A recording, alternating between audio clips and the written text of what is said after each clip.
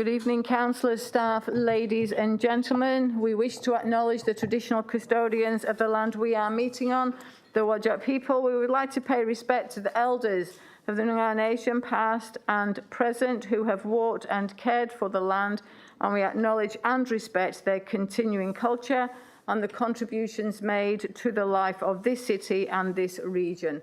And I now invite you to bow your head in prayer. Lord, we ask for your blessing upon our city, our community and our council. Guide us in our decision-making to act fairly, without fear or favour, and with compassion, integrity and honesty. May we show true leadership, be inclusive of all, and guide the City of Wanneroo to a prosperous future that all may share. We ask this in your name. Amen. Amen. Mrs. Smart, could you please read the announcements? Yes, thank you, Madam Mayor. In regards to tonight's meeting, please note that the audio proceedings will be live broadcast online, with the exception of matters discussed behind closed doors. That broadcast will remain available via the City of Wanneroo website following the conclusion of this meeting. In regards to the COVID-19 pandemic situation, the City of Wanneroo is committed to ensuring the safety of all attendees at this meeting. In accordance with the West Australian State Government health directives, social distancing has been applied to this meeting room and the capacity of the chamber is limited under these conditions. In addition, masks are required to be worn at all public indoor settings, and therefore all attendees at this meeting are required to please wear a mask at all times within this building, even whilst talking, unless a medical exemption has been provided to the security officers on guard. Excuse me. Thank you for your understanding of these conditions. In regard to the public question and statement time, Madam Mayor, the following general rules apply. Public questions and statements should only relate to the business of the local government. They should not be a personal statement or opinion. Only questions relating to matters affecting the local government will be considered at a council meeting. Questions may be taken on notice and responded to after the meeting. Questions may not be directed at specific council members or a city employee. Questions are not to reflect adversely on any particular council member or city employee. First priority is given to persons who are asking questions relating to items on the meeting. Second priority is given to public statements and public statements regarding items on the council agenda. Each person seeking to ask questions or make a statement during public question and statement time may address the council for a maximum of 3 minutes each. Thank you, Madam Mayor. Thank you, Mrs. Smart. Attendances, item 1, per the record. Thank you. Item 2, apologies and leave of absence, and we have no apologies. Item 3, public question time. So I have received a list of questions that are in writing, and I believe that the author does not wish to ask the questions personally, and they're from Leah Beedham, from Hocking, and I will direct those questions through to the administration for written response, which will then appear in the minutes of the next of this meeting. Thank you. We also have another set of questions and then 2 statements. So our next question is from Mr. Hugh Newen. Mr. Newen, if you could please kindly take your place at the podium and clearly state your name and address for our records. Thank you, and welcome back to Council Chambers.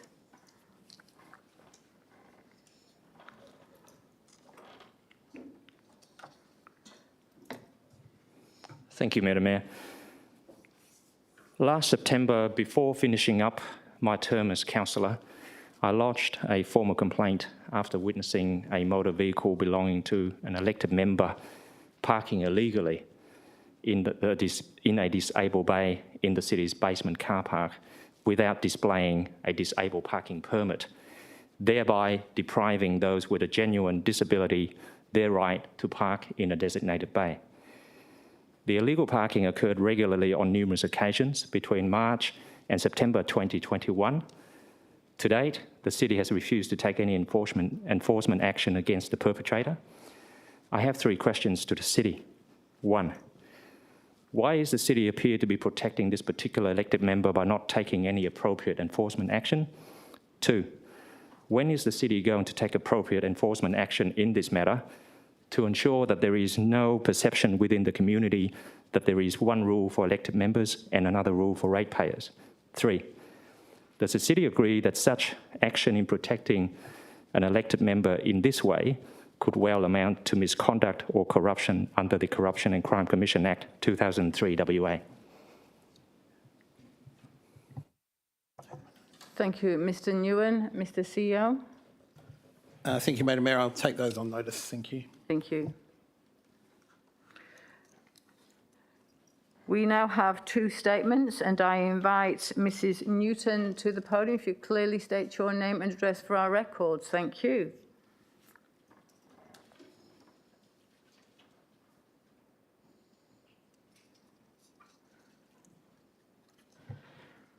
Good evening, Mayor and councillors and visitors. My statement is more or less a compliment to the council. It's not to do with what's on an agenda, but it's been on previous agendas. Recently, my husband and I went down on holiday to Denmark, and we were evacuated due to the bushfires and moved to the evacuation centre in Albany. Can I tell those here present tonight, they have absolutely no idea how to run an evacuation centre, but this city does. What this city does is so good compared to there. We were not offered water. There was nowhere for animals to go. I actually slept in the car with my dog. My husband was in hospital because he'd had an accident in the car park there due to true roots coming up through the ground, and spent days in hospital and has cracked ribs to bring back from the holiday. But I wanted people to realise that although there's supposed to be this guideline on evacuation centres, there were a lot of people there that had caravans and tents, and they were able to look after their animals, whereas people like myself who rocked up in a car, there was nowhere to leave him. They didn't offer any water supplies for them or any food or anything. So our evacuation centres are brilliant, and I'd like to congratulate our staff and the Department of Communities for the way that they're run in this area. That was my statement. May I now ask my questions? Yes. Thank you. The first question is, I've provided a photo list for elected members so they'll understand what it is I'm talking about. It has some photos on it. In Church Street, there is a scarred tree, an Aboriginal scarred tree. It has absolutely no protection at the moment. There is a development site taking place behind it. There was a pile of earth dumped there the other day. Today, when I drove past, there was a huge truck and a ute parked within metres of the base of that tree. As you'll see from the photo, the sign that tells you about the tree has danger buried, and the word you can't see is gas. And next to it, I feel that we need to be doing something for this tree. So my question to council is, can we look at this tree and provide it with maybe a wrought iron fence or something to protect it? Because not only are the development occurring, but we also have plenty of hooning on that corner. So that is my first question. I realise nobody can answer it tonight, so unless you're going to direct otherwise, Mayor. Thank you, Mrs. Newton. Mr. Singh?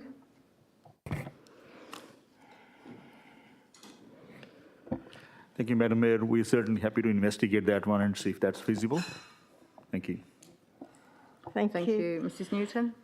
My second question is, on the warrant of payments, 836, the Department of Planning has been paid $41,495, and I will say this is me. I would like to understand the reason why Council paid the development application fee to the state.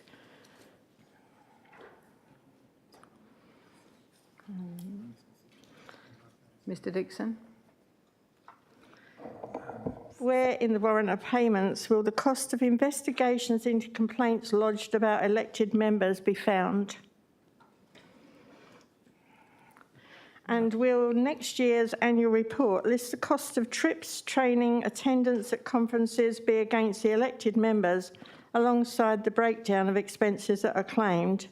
It would appear that this year's report listed a budgeted amount of $2,000 per elected member, which was exceeded by some and not claimed by others. They are my questions. Thank you. Thank you, Mrs Newton. So there's a question for the Director of Planning. Mr Dixon, would you like to respond to that question now? Through you, Madam Mayor, and I'll take that one on notice and provide a detailed response to Mrs Newton. Thank you. Mrs Jennings? Thank you, Mayor. The question about complaints costs will come up as we pay those bills. So there's probably not any in this particular warrant, but they will come up depending on which complaint administrator we use. Thank you. And for those in the gallery, for advice, the response to the questions that have been asked by Mrs Newton will also appear in the minutes of the next meeting, of this meeting, so the next agenda. Okay, thank you. Thank you very much, Mrs Newton. And we have another statement. Mr Howard. Mr Howard, if you could kindly make your way to the podium and clearly state your name and address for our records. Thank you.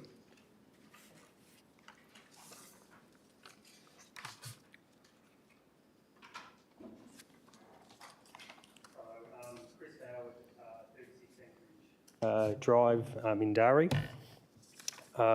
Speaking to the item AS02322, tender number 21091, construction of Splendid Park cycling path upgrade. For the benefit of people in the gallery, Northern Beaches Cycling Club is a club that incorporated in 2010, and we've been working with the City of Wanneroo ever since then for the establishment of a cycling facility. Firstly, I just want to acknowledge the passing of former Councillor Lewis Flood. Lewis was ever supportive, enthusiastic of all things cycling. In particular, he helped influence the design of Splendid Park in the form of ensuring that there was ready and easy access for people with disabilities. He was really big on that point, and that's been incorporated into the designs. People can rock up from an Acrod car park, roll straight up to a registration and roll straight onto the course. There's no impediment to accessing this. I'm here this evening with our members of our club, Northern Beaches Cycling Club, representatives of West Coast Masters Cycling Council and AusCycle. We want to thank the City of Wanneroo administration for all their work in progressing the Splendid Park cycling upgrade to this point. We thank you for recommending a tender to be approved and construction to commence so promptly. If the cycling upgrade gets the go-ahead this evening, you will be providing a facility where kids can learn to ride a bike and learn competencies so that their parents will let them ride safely to school, on or off the road. Schools will have a place to provide cycling for sport and outdoor education, and the resident sporting clubs such as Little Athletics, football and cricket will have a fitness training track. Our club will proudly host community and sporting events that encourage physical activity. We will offer training sessions for youth and adults during the week and racing on weekends. If you vote in favour tonight, we'll immediately promote our youth squad training to commence on the 28th of April. In this interim, this will be held at the Quinns Rock Sports Club. In this way, we'll hit the ground running by the time the facility opens in October of this year. To improve accessibility, we will offer an any bike format so that kids can participate, train or even race with the bike that they have. And we'll look to provide disadvantaged kids with a bike in order to participate, so it's truly a community facility. I want to personally thank the Mayor and Councillors who have listened and been part of this long journey. We hope you vote in favour of the administration's recommendation. Thank you. Thank you, Mr Howard, and also thank you for acknowledging Lewis Flood. Very much appreciated. And also thank you for your enthusiasm and your absolute dedication to this project. Thank you. We have another question, Mr P Henderson. Is Mr Henderson here? If you could kindly make your way to the podium and clearly state your name and address for our records. Thank you.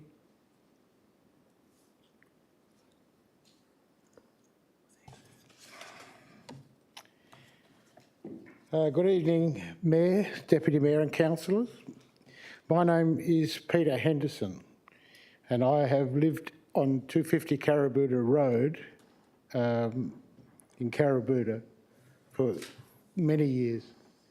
My questions for the council tonight is, are you aware that my family has been living in 250 Carrabuda Road since 1984? And is council aware that businesses is operated by my two sons who live on the property, were born on the property, will continue to live on the property? And is council aware that our family business services primary business within the Carrabuda area and has been supported by a petition of 166 signatures and the 7 letters of support provided to the council? Thank you for your attention. Thank you, Mr Henderson. Thank you for those questions, and I can respond on behalf of council to say absolutely yes. And I do recall the resolution at the last council meeting, which has then brought this item back to council. But thank you very much for the question and also for the services that your family does provide to our local community. Thank you. Thank you. We have one more question, which we have received in writing, and I don't believe Ms Ruston would like to ask the question from the microphone. So the council's administration will be responding to the question in writing, and once again, the response will be noted in the minutes of the meeting. Thank you. There are no other questions on the agenda. Are there any questions from the gallery? No questions from the gallery. Thank you. That concludes public question and statement time. Moving on to item 4, confirmations of minutes of the ordinary council meeting held on the 15th of February. Can I please have a move and seconder? Thank you, Councillor Rowe. Seconded, Councillor Civic. Thank you. And I'll actually take the next minutes of the special council meeting held on the 9th of March 2022. Moved Councillor Rowe, seconded Councillor Civic. So, excuse me, Madam Mayor? yes, I just Councillor Baker, do you have a question? On yes, one Madam of Mayor, regarding the minutes of the special council meeting held on Right, 9 March. okay, so I will park that. So if I could please, we've had the mover and second, if I could please ask you to cast your vote for OC 01-322.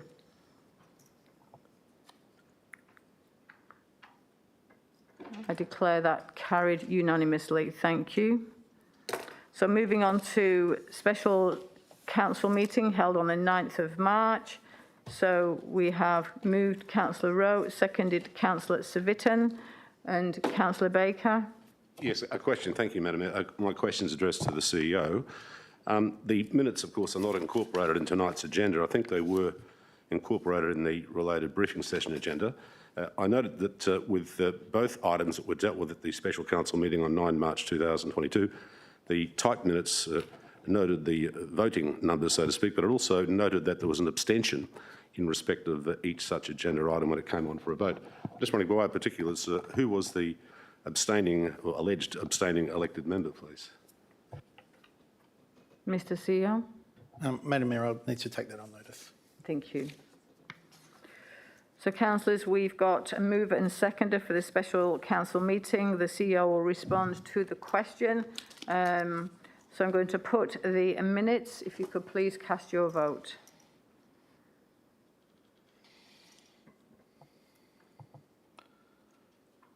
Thank you. I declare that carried. Moving on to item 5, announcements by the Mayor without discussion.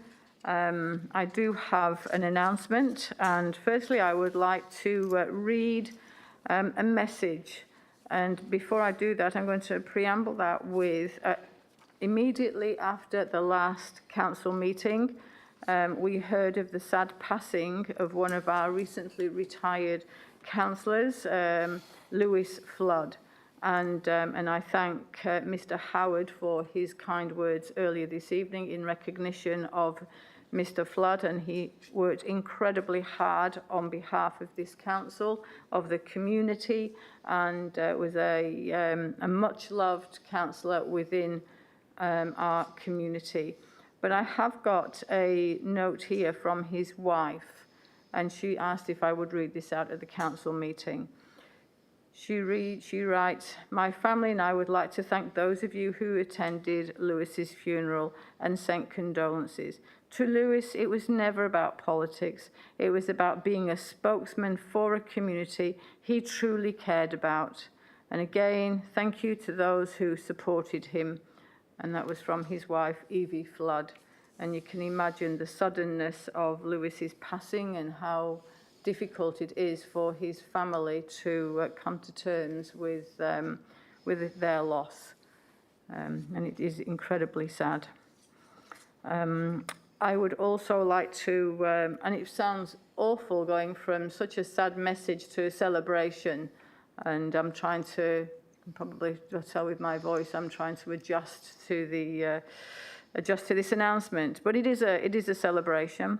The City of Wanneroo was acknowledged at the Institute of Public Works Australia WA Division's Excellence Awards at the 2022 Annual State Conference Dinner on Friday, 11th of March 2022. Whilst being selected as a finalist was a significant achievement, seeing the calibre of projects from local government and the private sector, it is with great pride I advise that 2 of the city's recently completed projects received awards. Hinckley Park was a finalist under 2 categories, Best Public Works Project under $2 million and Excellence in Environment and Sustainability. This project received the highly commended award under Best Public Works Project under $2 million category.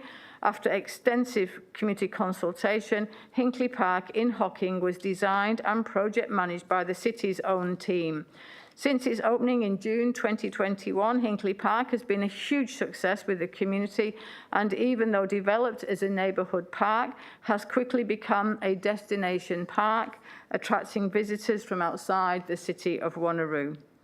The next project, the Marmian Avenue duplication from Butler to Yanchep, was a winner under Best Public Works greater than $5 million metro category. This project included duplication of 11.5 kilometre stretch of Marmian Avenue and is one of the largest in both size and cost infrastructure projects that the city has undertaken.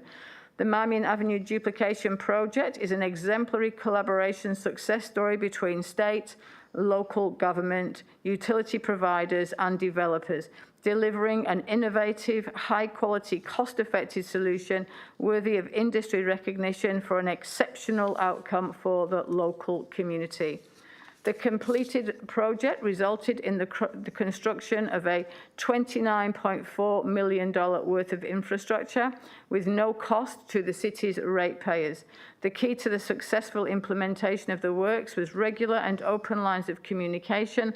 Land developers complimented the city for having the foresight to include them in the project development phase and offering them the option to bring works forward, helping to reduce the need for redundant works and further construction and traffic disturbances into the future. I would like to invite Mr. Singh to come forward and say a sincere thank you to Mr. Singh and his team, who were enthusiastic and dedicated, and it was great to receive these awards.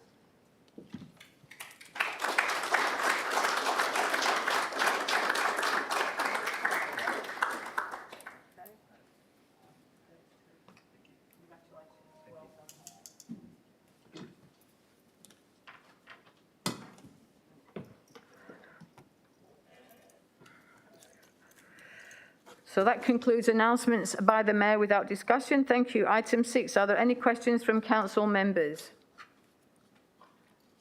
Okay, Councillor Nguyen. I've just got 2 questions in relation to the publication of the briefings and in relation to the agenda items. So when does the city publish its agenda for the briefing and ordinary council meeting? I've received concerns from residents that it's not published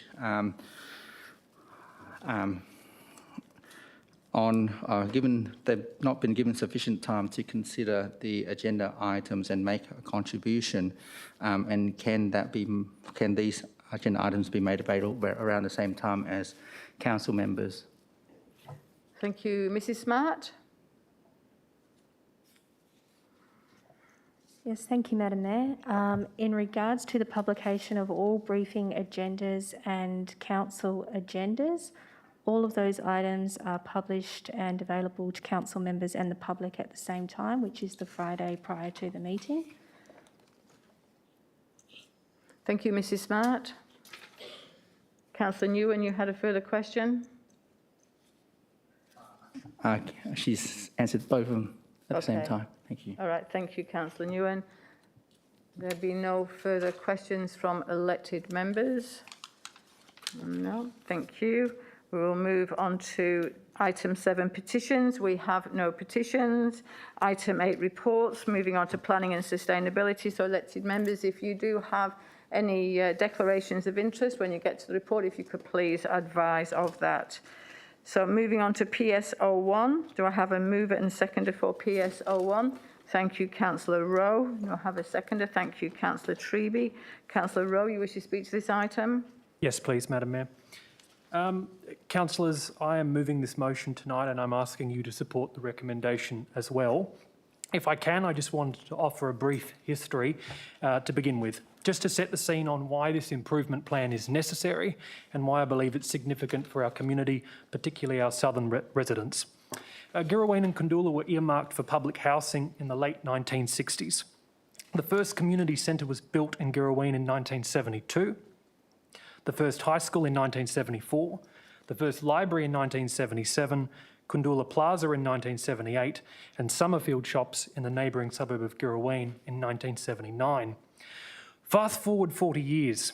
Recognising the potential of the South Ward, the city drafted a local area plan for Kundoola and Girraween in 2019. Since that time, we have seen improvements. Residential recoding has led to newer affordable housing and some smaller estates. The city has invested in local parks and community facilities, and that has been well received by residents. I firmly believe that residents and the city have done their part, so it is frustrating to see private owners either not realising or not believing in the potential of this great area. The report is pretty clear to me, Madam Mayor. Council has worked through negotiation options and now needs to escalate this issue to the Minister. From my questions last week, it seems the improvement plan is not a Hail Mary, but it's also not a slam dunk. For it to be properly considered, we need to demonstrate the strategic significance of the land and the years of sustained effort that have gone into inspiring, encouraging and advocating for private investment. I'm conscious that compulsory acquisition as a last resort carries risks, namely to reputation, finances and legal action. These will largely be inherited by the state under the improvement plan, which may impact the likelihood of approving such a plan. However, I'm also wary of the reputational risks associated with throwing in the towel and giving up on these residents.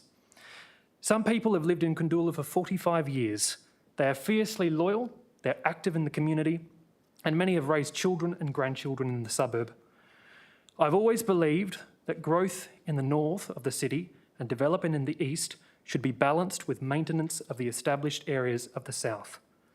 Lobbying for an improvement plan demonstrates our ongoing commitment to residents in these established suburbs.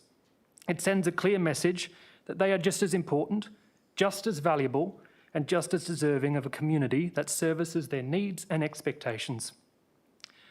Madam Mayor, I hope the city can persist with its negotiations with the landowners while this matter is considered.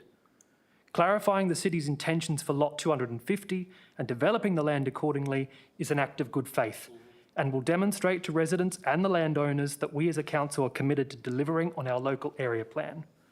I ask my fellow councillors to please join me tonight in support of this recommendation. Thank you, Councillor Rowe. Councillor Treby.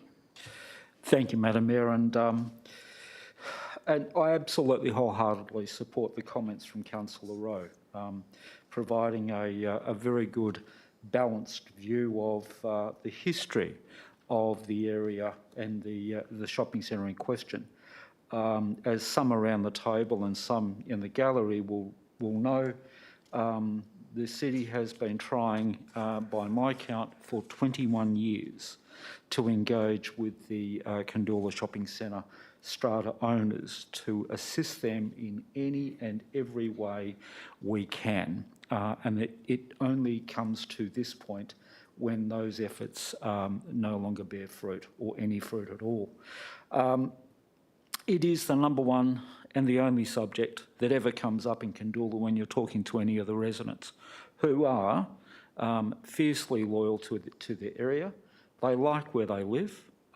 They've built family around that. And I've often said to people, if you're looking at investing anywhere within Perth, you should look at what Kandoola has the potential to offer. Because if you're in the same location in terms of distance from the CBD in Sydney, you're sitting on $1 million plus property. That's where Kandoola is headed. Council knows this. We've invested heavily in Kandoola. There's been a lot of redevelopment, a new community centre, road upgrades, new parks, upgraded facilities. And it is time for this investment body, the shopping centre strata owners, to finally put their plans forward and join the program.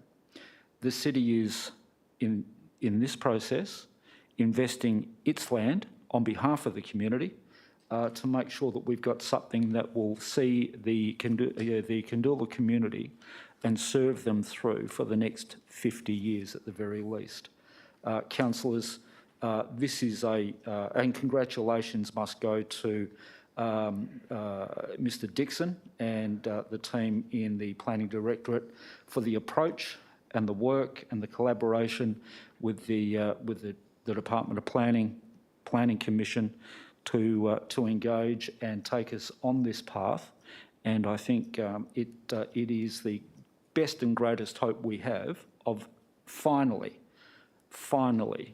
addressing the major and only concern that most of the residents in Kandoola have, and that's with the condition of the shopping centre. Thank you, Councillor Treby. Speakers for? Speakers against? Yes, Councillor Parker. Speaker for? Thanks, Madam Mayor. I strongly support this recommendation and thank you, Councillor Rowe and Treby, for your history of the area. Frankly, the fact that the owners of this centre have no regard to the obvious safety issues and shocking state of disrepair of this centre is unacceptable.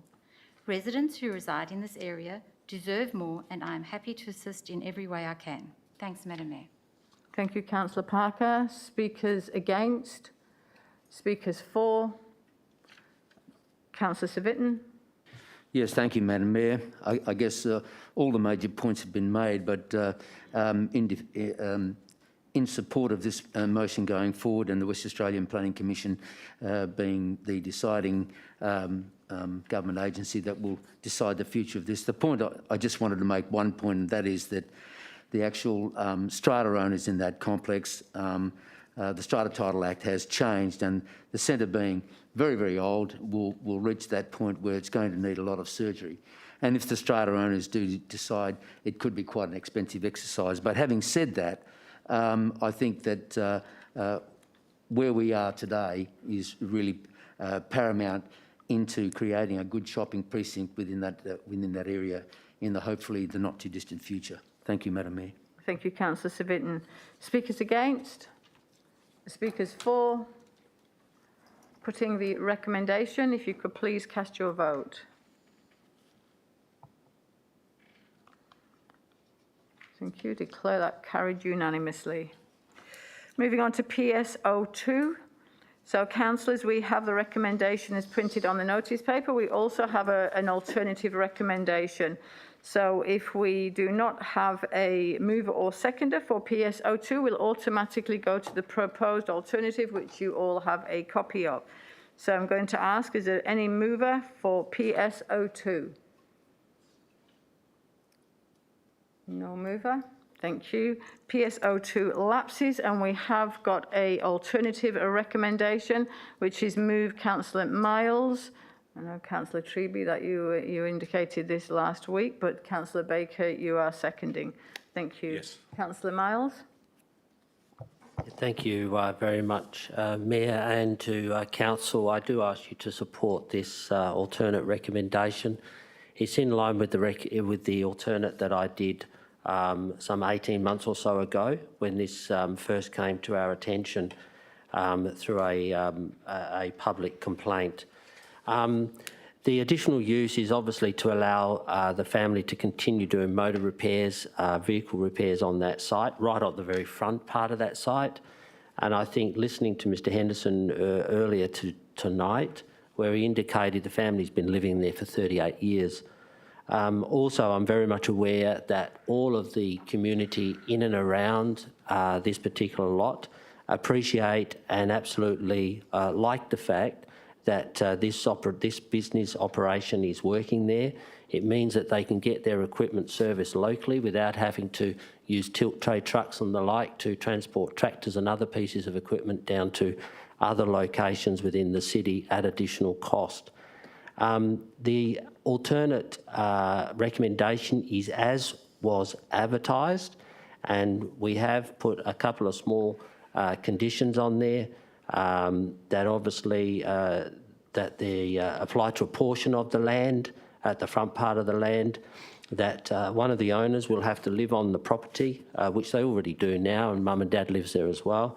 And the motor repair business will be limited to serving machinery and agriculture and all that goes into that area's use, including the sand quarry machinery and the like. It isn't a difficult decision for me to put the amendment up because of the 166 residents that live nearby. All of them were in support of it. I got an enormous amount of phone calls when it first started through no fault of themselves, and they're now making this for a permanent use. And I ask Council to support that so the family can get this sorted out with the state government through the Commission and have this use approved for their site going forward. Thank you, Councillors. Thank you, Councillor Miles. Councillor Baker. Thank you, Madam Mayor. I'll be very, very brief. The issues in respect to this agenda item were fully addressed and canvassed when this issue or application was last before the City almost 2 years ago.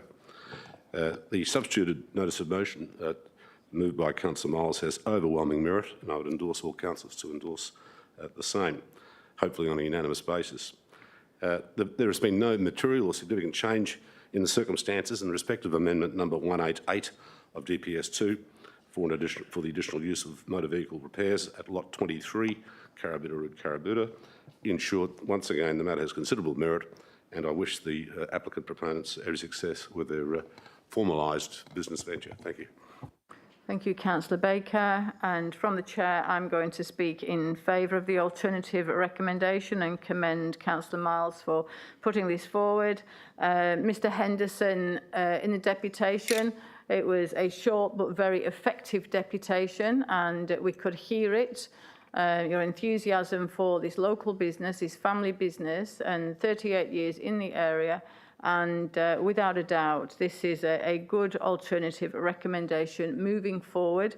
I recall the last time you were in, apart from last week, we were in the council chambers, and the cheer squad that came in from the local neighbourhood, and that speaks volumes. And I know it's a very effective business, and you should be incredibly proud, and as I am proud as the Mayor, to support this alternative recommendation. It is the right thing to do. Thank you. Speakers against? Speakers for? Councillor Wright. Thank you, Mayor. I applaud Councillor Miles and Councillor Baker for this amendment and will be supporting this for the following reasons. Point 1, administration raised a point last week during the deputation that accepting this would be a precedent for others to follow. Ms Sandry raised during the deputation that each proposal must be accepted on its merits and that each case will be different and have its own context. Point 2, the submissions received had provided information related to the relationship with the community and the benefits it currently provides Carabutta businesses. Judging from the attendance at last week and this week's session in relation to this item was significant, and part of my role is to take on board the community feedback and recognise that this family business is providing convenience and a service which is in a lack of in this area. My last point is this business will provide local employment opportunities and support the strategic community plan and economic strategies, whilst having no impact on the amenity or surrounding landowners, or causing any disturbance being in a rural resource zone. The site has no water licence and cannot obtain one, so in my view, it would not be wise to take this opportunity off this local family who is following the Wanneroo values and giving it a go since 1984. Thank you. Thank you, Councillor Wright. Speakers against? Speakers for? Councillor Aitken. Thank you, Mayor. Looking at this amendment, I'm really happy to support it. You know, we have our policies, our procedures and everything like that, but sometimes one size doesn't fit all. And common sense has to prevail when people are living within areas. Common sense has prevailed with Councillor Miles's alternative, and I'm really happy to support this recommendation. Thank you. Bye. Thank you, Councillor Aitken. Speakers against? Speakers for? Councillor Coetzee. Thank you. I just want to say thank you to the family for giving such a big help to the farming community there in Carabooda. I think we all know if farming equipment or anything breaks, to come and fix it, to get a mechanic out to come and fix it, or to move that machinery to a workshop, it's very expensive. It's a difficult situation. So thank you to this family as well. Thank you to Councillor Miles for putting this amendment forward. I think we need this done. Please support it. Thank you. Thank you, Councillor Coetzee. Speakers against? Speakers for? Councillor Parker. Thanks, Madam Mayor. I do understand administration's reasons for not supporting the amendment, as I am a huge supporter of the Neerabip industrial area and the importance, and well aware of the importance of the area's economic viability well into the future. I know that the Carabooda site, while not being used for agriculture purpose now, could be in the future. That considered, under the terms of this amendment being one owner must reside on the premises, and when or if the property is sold, the additional use will fall away, I will support Councillor Miles's amendment on the basis that the existing business has and will continue to support the local agricultural, horticultural and extractive industries in its direct areas, and it is well supported by its neighbours, which is hugely important. Thank you to all the residents for all the time that you've spent here. Thanks, Madam Mayor. Thank you, Councillor Parker. Speakers against? Speakers for? Councillor Huntley. Thank you, Madam Mayor. I'm for this alternate recommendation. It's a great importance that we try and keep what little rural areas we're going to have. However, Carabooda is very agricultural, and at the end of the day, trying to move those vehicles that break down in those areas to Neerabip, which will probably be the nearest service area that these vehicles will have to go to, is an enormous task for these people. So this service is ideal. It's in a small part of the land block that these people own. They are restricted in the fact that they can't on-sell their business. They have to live there. And they are in enormous support by their fellow community. So it would be, for myself and just taking a personal point of view, very distressing for the local community if this council refused this. Thank you. Thank you, Councillor Huntley. Speakers against? Speakers for? Councillor Civic. Yes, thank you, Madam Mayor. When this did come up some time ago, I was very happy to second the alternative recommendation at that time. But knowing many of the people that live up in Carabooda, etc., and knowing the distances that they have to travel to actually take their vehicles for servicing, I think this is a no-brainer in terms of the motion or the alternative recommendation by Councillor Miles. I think the service that they will provide will certainly take the pressure off the community up there and provide a good service. And the other key thing which has been brought up before, but I'd like to highlight is the fact of the water licences.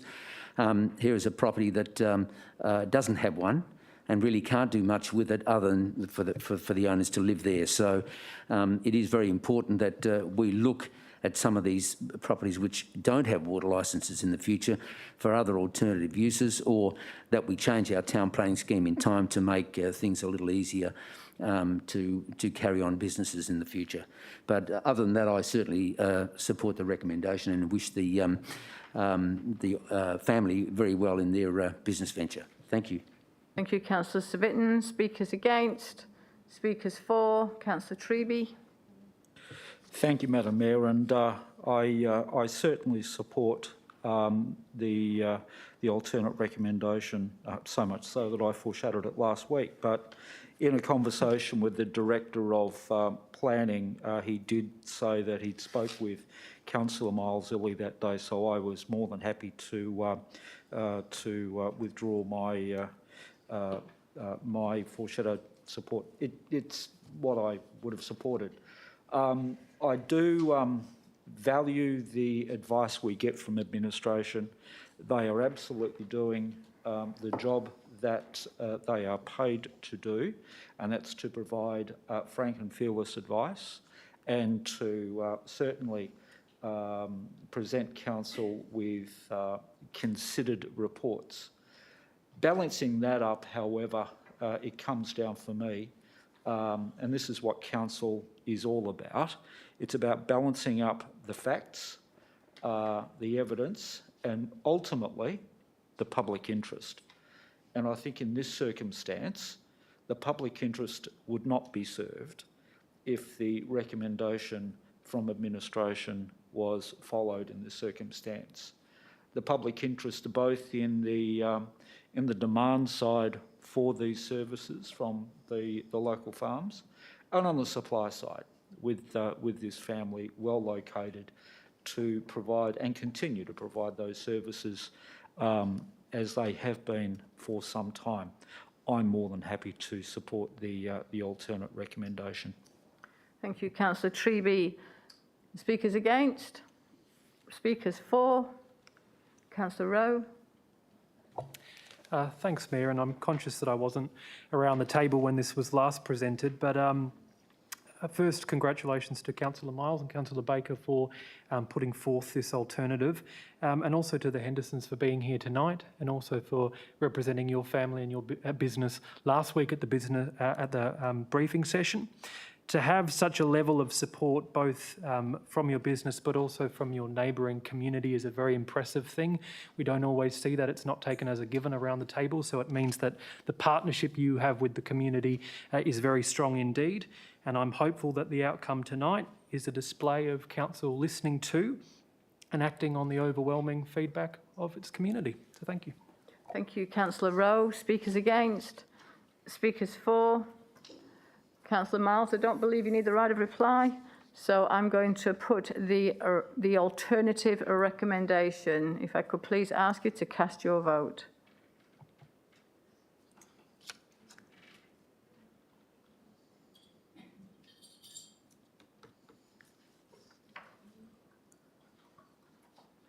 I declare that carried unanimously. That's the alternative recommendation. Thank you. Well done. I might just pause for if you wish to leave the council chamber. You're quite welcome to stay for the night, but really appreciate you. All right, thank you.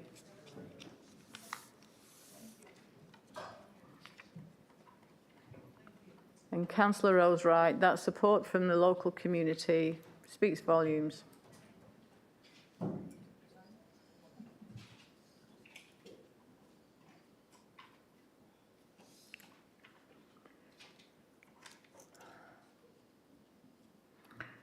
Moving on to PS03, can I please have a mover and seconder? PS03. Okay, thank you, Councillor Parker, and seconded Councillor Herridge. Councillor Parker, you wish to speak to this item? No, thank you, Madam Mayor. Thank you. Councillor Herridge? Thank you. Thanks, Mayor. I just wanted to make a quick statement and then a quick question at the end. I'm obviously for this in principle and will vote in favour. I also want to acknowledge for my fellow Lansdale residents at home that it's not been forgotten that this block is actually one of a few that were at council not long ago for a planning proposal to increase the density of the lots. It's actually a proposal which is most likely why I'm sitting here today. In meeting with our planning department after hearing the result of the childcare proposal for which this POR is on item, it's noted administration in improving under the delegation. It ensured adequate parking would be provisioned for inside the block's boundary and to approve this change of use for the childcare centre.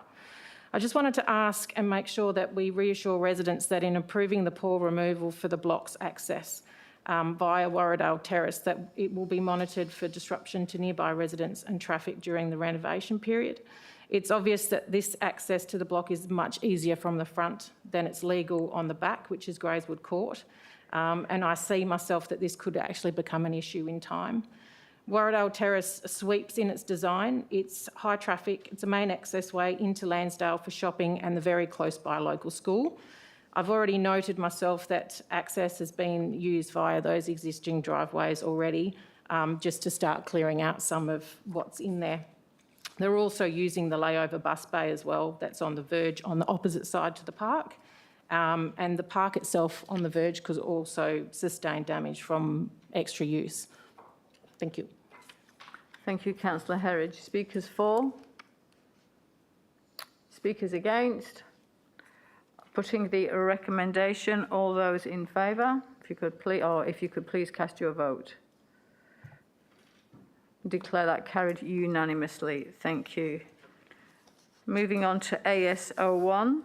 Excuse me, Mayor, can I just ask a question? Yes, absolutely, Councillor Miles. The screen behind you has changed. We can no longer see the for and against. We used to have two bars on this side of the screen, and it's no longer there. So I'm not sure whether admin have changed something. But I'll direct that question to Mrs. Smart. Mrs. Smart. Yes, thank you for the question. We will have a look into that. If it can't be fixed during this meeting, we'll ensure it's ready for the next meeting. Thank you, Councillor. Thank you, Madam Mayor. Does that answer your question, Councillor Miles? Yeah, no, thank you, Mayor. It's just that when they put the little bar next to our picture, I don't see that because I'm green colourblind. So Okay. I don't always see the difference. All right, okay, we'll take that on board. Thank you. Moving on to assets, AS01. Councillors, I'm happy to move this. Seconded, Councillor Treby. Councillors, I'll take the report as read. It's straightforward. I particularly like recommendation 6 about prioritising the outstanding detailed design works. This is a road that's causing significant angst for members of our community. And I note that we'll be writing to the Minister for Transport and the City of Joondalup and Main Roads to advocate for the required funding and resource commitment to deliver the intersection upgrade as soon as possible. So I'm happy to absolutely move this. And Councillor Treby. Thank you, Madam Mayor. And just a very brief point, I think there are a number of people in that little small pocket of Madley who will be jumping for joy with this particular project. It's been a long time coming. I congratulate Mr. Singh and his team for the report and the strategies that have been put in place to progress the project, and I recommend councillors support this wholeheartedly. Thank you, Councillor Treby. Speakers for? Councillor Savitton. Yes, thank you, Madam Mayor. Yes, I'm absolutely in support of this item. I would like to make the point, though, that I would be more encouraged if council or administration actually worked towards the west of Hartman to Wanneroo Road as quickly as possible, because there are major traffic problems in that area, and also rat running through the estate where I live. And I say I'm far enough away not to have to declare any interest in this, but the fact is that it is a long time coming. I like to certainly compliment Mr. Singh for this particular report. It is very paramount. The traffic is a real diabolical, and hopefully negotiations will, with the Main Roads Department, can complete the intersection at Hepburn Avenue, not Hepburn, sorry, I've forgotten the name of the road now, Whitfords Avenue, sorry, and Wanneroo Road. That is very, very important as we've just completed the roadworks at Ocean Reef Road, and traffic now is bottling there. So I'm certainly in favour of it, and thank you, Mr Singh. Thank you, Councillor Surbiton. Speakers against? Speakers for? Councillor Aitken. Thank you, Mayor. Yes, I'm happy to support the realignment of Nangara Road to Wanneroo Road there, which will unite the north and south Madeley. Kids going to school will be able to walk to school from the northern part of Madeley without trying to run the risk of crossing Nangara Road. Lena Nursery was up and running when I first moved to the City of Wanneroo, and it has been empty for years waiting for this realignment. The realignment has been miles too long coming, and I'm looking forward to it coming in the near future. Thank you. Thank you. Speakers against? Speakers for? Councillor Rowe. Thanks, Mayor. Just a quick point to echo the sentiments of councillors so far. Also to say that it will be a good thing when Northern Madeley is joined in with the remainder, given the pressures on congestion, road safety that are occurring at the moment. I am hopeful that in the city's advocacy efforts that we do lobby for the maximum amount required to be able to ensure this project goes ahead, because I am conscious of the fact that residents who, while we're not responsible for the vision that they bought into when they settled in Northern Madeley, we do have to make sure that they do not wait an excessive longer period of time than they already have to ensure that this goes ahead. Thank you, Councillor Rowe. Speakers against? Speakers for? Councillor Miles. Yeah, thank you, Mayor. Look, I too am hugely supportive of us moving ahead with the design and in part do some construction. This was an area that I know for sure where it was designed for an upgrade. It was done in the previous government. Money was put in the budget. It was taken out after the 17 election for a roundabout to be installed at Whitfords Avenue and Wanneroo Road. The idea of that was to eliminate the traffic lights at Whitfords Avenue and Nangara Road while doing the realignment. It couldn't be done by the city on its own because obviously Main Roads is actually a state road and does need them to fund the lion's share of that. And it was quite I think it was $3 to $6 million was the ballpark back then because of the cost to acquire the land of Lena Nurseries, which obviously was a business at the time. So I'm very supportive of administration doing all it can to push this project ahead as far as it can, and then for the administration through advocacy, as suggested, to get that funding in place to have that connection done, so it alleviates some of the stress on Ocean Reef Road and some of the other roads that are becoming rat runs through our Wangara industrial area. So some of the trucks can then head straight off onto the freeway via Whitfords Avenue. So hugely in support of it. Can't wait to see how Mr Singh does the design work. Thank you, Councillor Miles. Speakers against? Speakers for? Putting the recommendation, if you could please cast your vote. Declare that carried unanimously. Thank you. Moving on to infrastructure capital works. Councillors, I'm happy to move AS02, seconded Councillor Coetzee. And in doing so, I just effectively reiterate how Mr Howard articulated in his deputation and the importance of this cycle path and the reason why it needs to be done. Splendid Park is certainly a significant asset in our Yanchep area and is well utilised. And as Mr Howard said, it's going to provide additional benefits for so many local community members and also the sporting clubs, and it will also attract people from afar to this area. And we all know just how beautiful a part of the world that Yanchep is, and it's great to have people visit that don't live there and and then be able to go away and tell many other people, which is good for our tourism perspective. But from the actual cycle path and the importance of knowing how to cycle sensibly, how to ride a bike in a safe setting, but also have an opportunity for this to be used as a competitive in a competitive environment. And Dr. Chris Howard has been an amazing advocate. His enthusiasm and his dedication has been unparalleled. Members of the gallery, we've actually seen this whole council chambers full of people from the cycling world, knowing how important this is to our local area and also for people to visit. So I do commend the recommendation to you, and also thank Dr. Howard for his work with this project. Councillor Coetzee. Thank you. First, I would like to say thank you to everybody who was involved in this. I think you all know who you are. I'm not going to mention names or anything. All I can say is it came a long way. Sorry that I'm sitting with my back to you. How long was it, Chris? Quite a while. Almost 8-9 years that I know of it, that I'm in communities with you and everything, so it's happening. It's happening. I can't wait for this. So thank you very much for everybody. The design, the grants, the design, the area that we got for this criterium track. I'm super excited. My words left me, so I'm just saying thank you, and please, councillors, support us in this. Thank you.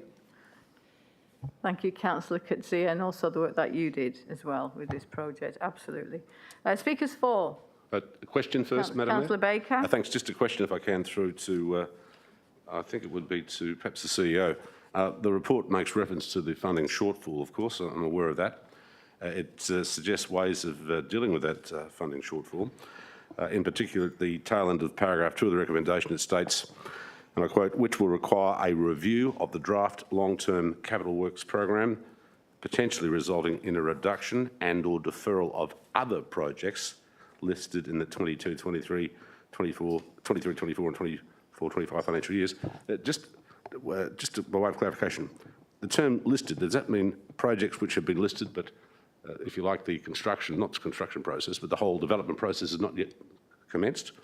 Or not? CEO? What's the meaning of listed? No, it would mean projects that are currently listed in the forward years that council will need to review either their scope or expenditure or continuation of the project to enable funding to be released to fund the shortfall in this project. So that, hypothetically speaking, just as supplementary, would, for example, the development or the further development of Heath Park, that's the park in the estate in Eglinton, known as Amberton, which has 3 roundable tours. Is it possible that that park's development could be slowed or prejudiced, so to speak, in the event that, for example, a Peter takes from Paul scenario arises? I hate to see that happen. Is that a potentiality, or is that project in the clear because it's well and truly advanced where we've already agreed upon the actual concept plan, and we've already been through the community consultation process, and we're moving forward, so to speak, down towards the construction commencement date, please. Mr. Sims. Thank you, Madam Mayor. I don't want to preempt or influence any decision that council may make in reviewing the long-term financial plan. I would suggest, however, in council's approach to reviewing the long-term financial plan, they would give consideration to some aspects that Councillor Baker alluded to in his introduction, like is the project already receiving external funding, the status of the project, where the project is in its implementation journey. But the intention is for council to do a comprehensive review, and it will be up to council to determine the scope of that. But I think the comments Councillor Baker alluded to might be some criteria that council would use to do that review. Thank you. Councillor Baker. I thank the Speaker in support, Madam Mayor. Yes. So on the basis that we will not be robbing Peter to pay Paul, obviously I'm wholeheartedly in support of this recommendation. I've been in support of every single recommendation regarding this concept, going back to it being an embryonic concept well over 2 years ago. I'm not going to repeat everything I've said before. We all know we support this project. We want to see it happen. We will find the money. Where there's a will, there's a way. And we'll try and get this matter fast-tracked to the max. So, yes, wholly supported. And, of course, I would expect a unanimous decision in support of this recommendation. Thank you. Thank you, Councillor Baker. Speakers against? The speakers for? Councillor Wright. Thank you, Mayor. I just wanted to make a few quick points, and mainly one at Dr. Howard. And since being elected to council, I've found your motivation and inspiration sort of very significant to me, because no matter how much opposition, how many years it's taken, and you've faced the council many times, you've faced community, you've brought all the stakeholders together, and I think that should be commended in terms of your work towards this project. And I personally found it inspiring for me to show that there is a way possible and there is a way forward along that you get everyone on board. So I just want to make that note to you and your team, and obviously getting the cycle community on board. I'm in support of this project for the reasons of obviously supportive of youth, tourism, the cycle community, and I think it is a well thought out planned project. And you mentioned Councillor Flood and his efforts towards disability improvement of the track in the project, and I think that should be commended as well for his hard work. So I'm very supportive of the project, and I can't wait to come and visit it once it's done. Thank you. Thank you, Councillor Wright. Speakers against? Speakers for? Councillor Huntley. Thank you, Madam Mayor. I would like to say a fantastic congratulations to you, Chris, for actually managing to get this far. I've been with you for 2 years now on this journey, and it has been quite a challenge, but to see it go this far, and for now this support for you and for us to actually make sure this happens. There are other grants that I'm sure we can utilise on other projects, so we can make this happen for you. And I think this is just such a good benefit to Wanneroo and to Yanchep itself, and I can't wait to see it being used. And I think it's going to get built before we all go to electric bikes, so it'd be pretty cool. Thank you, Councillor Huntley. Speakers against? Speakers for? Councillor Aitken. Thank you, Mayor. I remember when Councillor Coetzee was first elected, and when she was elected, she came up with this idea of putting the bike track around Splendid Park. And we were so excited getting all of the structures done and working out how to do it. I mean, right from when I virtually started on council, this has been, bike paths and how we using bikes within the city of Wanneroo has been brought up. I just want to say I'm really, really grateful for the significant grant from our current federal government towards this project, and I'm really happy to support this project and move forward. It's really exciting for the community, particularly with the train station at Yanchep. People will get on the train with their bikes, get off, race around the Criterion track, spend money up in Yanchep, then get back on the train and go home. This is fantastic. Thank you so much. Thank you, Councillor Aitken. Speakers against? Speakers for? Councillor Treby. Thanks, Madam Mayor, and absolutely, of course, full support for this project. And both Chris and I know this has gone back a considerable period of time. Well before Splendid Park was even thought about, we were trying to work out how we could possibly get this project up. I will, and I really do want to acknowledge the work of Chris, the good doctor, because not only, and it's not the location, but the design and function of the facility has got Chris's fingerprints on it. And if it wasn't for his work on the advisory committee, providing that advice, we wouldn't have a concept, anything close to this. So I think Dr. Howard should take a huge feather in his cap for that work. And Chris personally, we finally got there, mate. Thank you, Councillor Treby. Speakers against? Speakers for? Councillor Rowe. Thanks, Mayor. And as I said, I'm conscious that I haven't been around the table for a long time, but from what I've seen so far, Dr. Howard and the people who have come with you throughout this journey and have stocked the chamber as well, it's a good demonstration of the amount of hours that go in behind the scenes. I'm conscious that sometimes this is happening on top of work commitments. This is working groups. This is volunteer hours. These are efforts that go above and beyond to deliver upon a project and a service for our community. It will be great to see the city's cycle plan be complementing a cycling facility that will support both recreational and competitive cycling. And as Councillor Aiken's already said, to do with the train station, we'll be having hopefully heavily subsidised train fares as well. So it means that people will be able to go anywhere in the metro area, particularly up to Yanchep, to be able to use this facility once it's open. So fully commend you and the city's administration and the council for advocating this project for a very long time.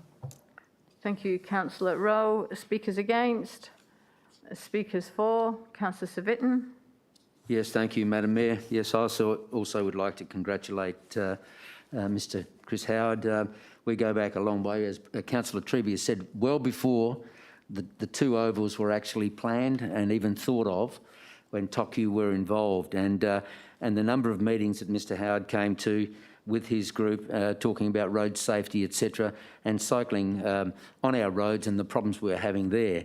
And now this will take a lot of the pressure off people who are actually going to use the roadways, and many have lost their lives on them by cycling on the road. So certainly this is a great effort and a great achievement for Yanchep, and it will be something that I'm very proud of in terms of this council and the way that the two ovals have led to a criterion track around the ovals, which will certainly appease all the cyclists. So thank you very much, and good effort.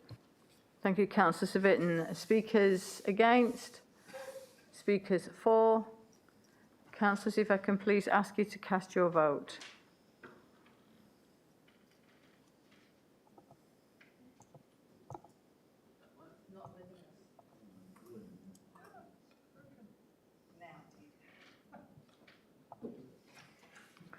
Thank you. Declare that carried unanimously. Thank you.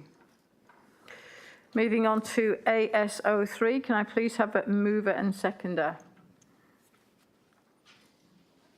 Thank you, Councillor Treby. Do I have a seconder? Thank you, Councillor Civic. Councillor Treby, would you like to speak to this item? I reserve my right, Madam Mayor. Thank you, Councillor Civic. Similar, thank you. Thank you. Speakers for? Speakers against? Putting the recommendation, if you could please cast your vote. Thank you. I declare that carried. Thank you.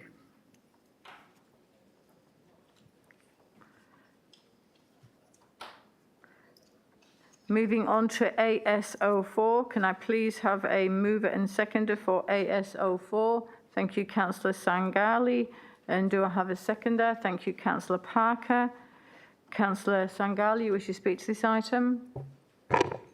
Not necessarily, Madam Mayor. I think this one speaks for itself. Thank you. Councillor Parker.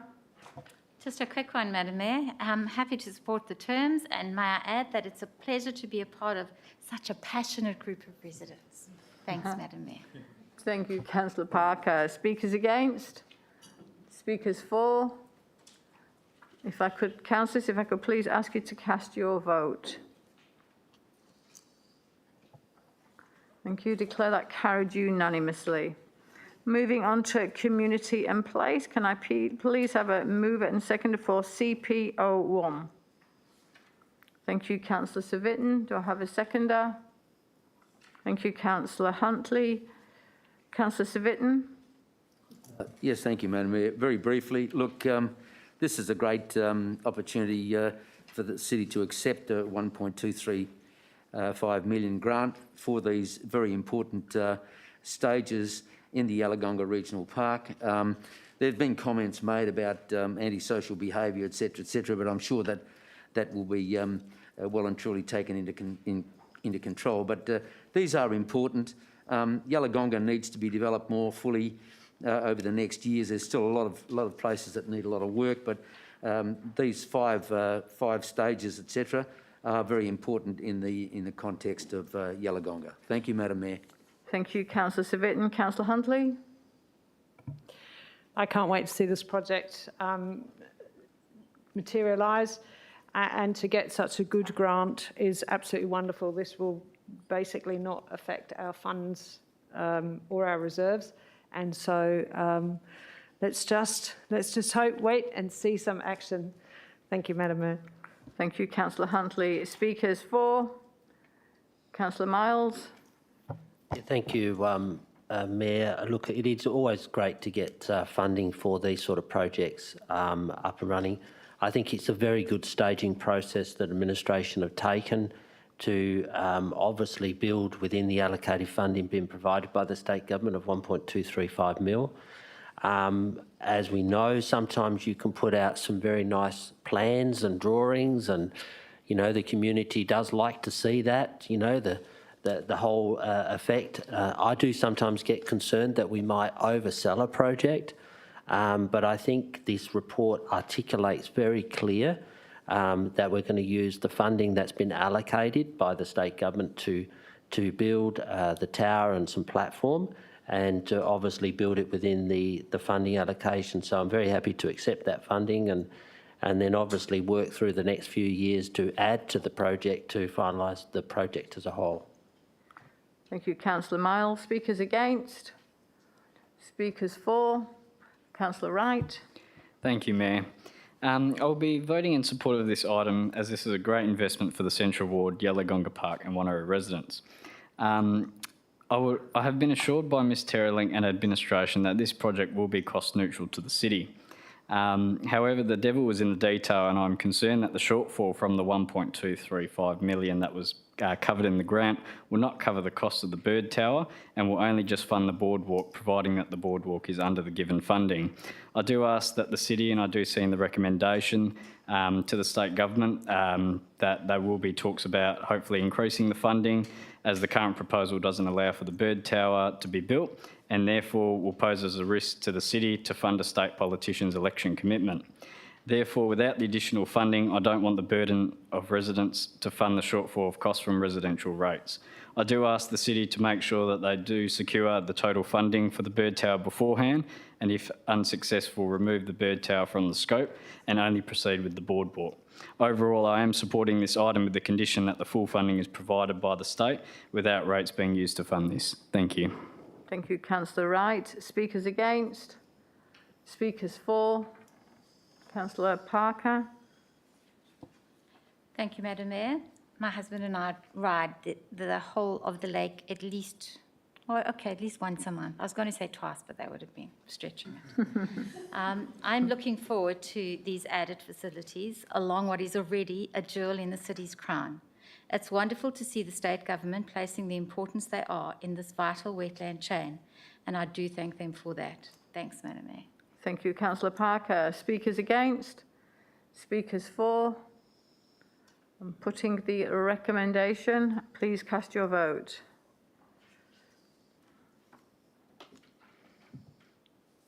Declare that carried unanimously. Thank you. Moving on to CPO2, and move Councillor Treby, seconded Councillor Sangali. Councillor Treby, you wish to speak to this item? Look, just very briefly, Madam Mayor, I think this item, as read, is probably one of the best success stories we've had in community consultation. And certainly the comments that have come back and the engagements have been overwhelmingly positive.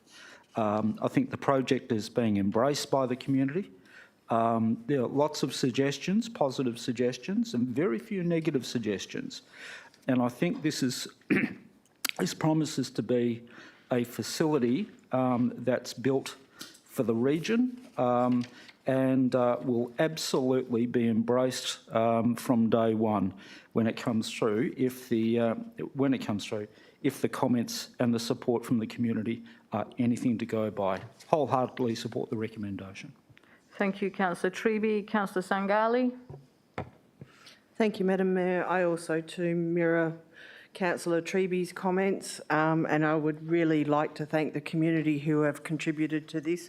It's their voices that will actually get this all the way across the line, including funding. and this really is truly a community project. Thank you. Thank you, Councillor Sangali. I would like to speak in favour of this recommendation and reflect on the previous years when Councillor Sangali and I put the motion on notice to Council and really appreciated the support of Council. To find within the community, we have one 25-metre pool and aquamotion that was under incredible pressure trying to support 214,000 residents.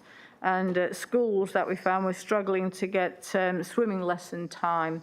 That was only but a couple of the reasons why we desperately need the Alkimos Aquatic Recreation Centre, and to receive such strong support from the community indicates clearly that we are absolutely on the right track. So great project, and we continue on the journey.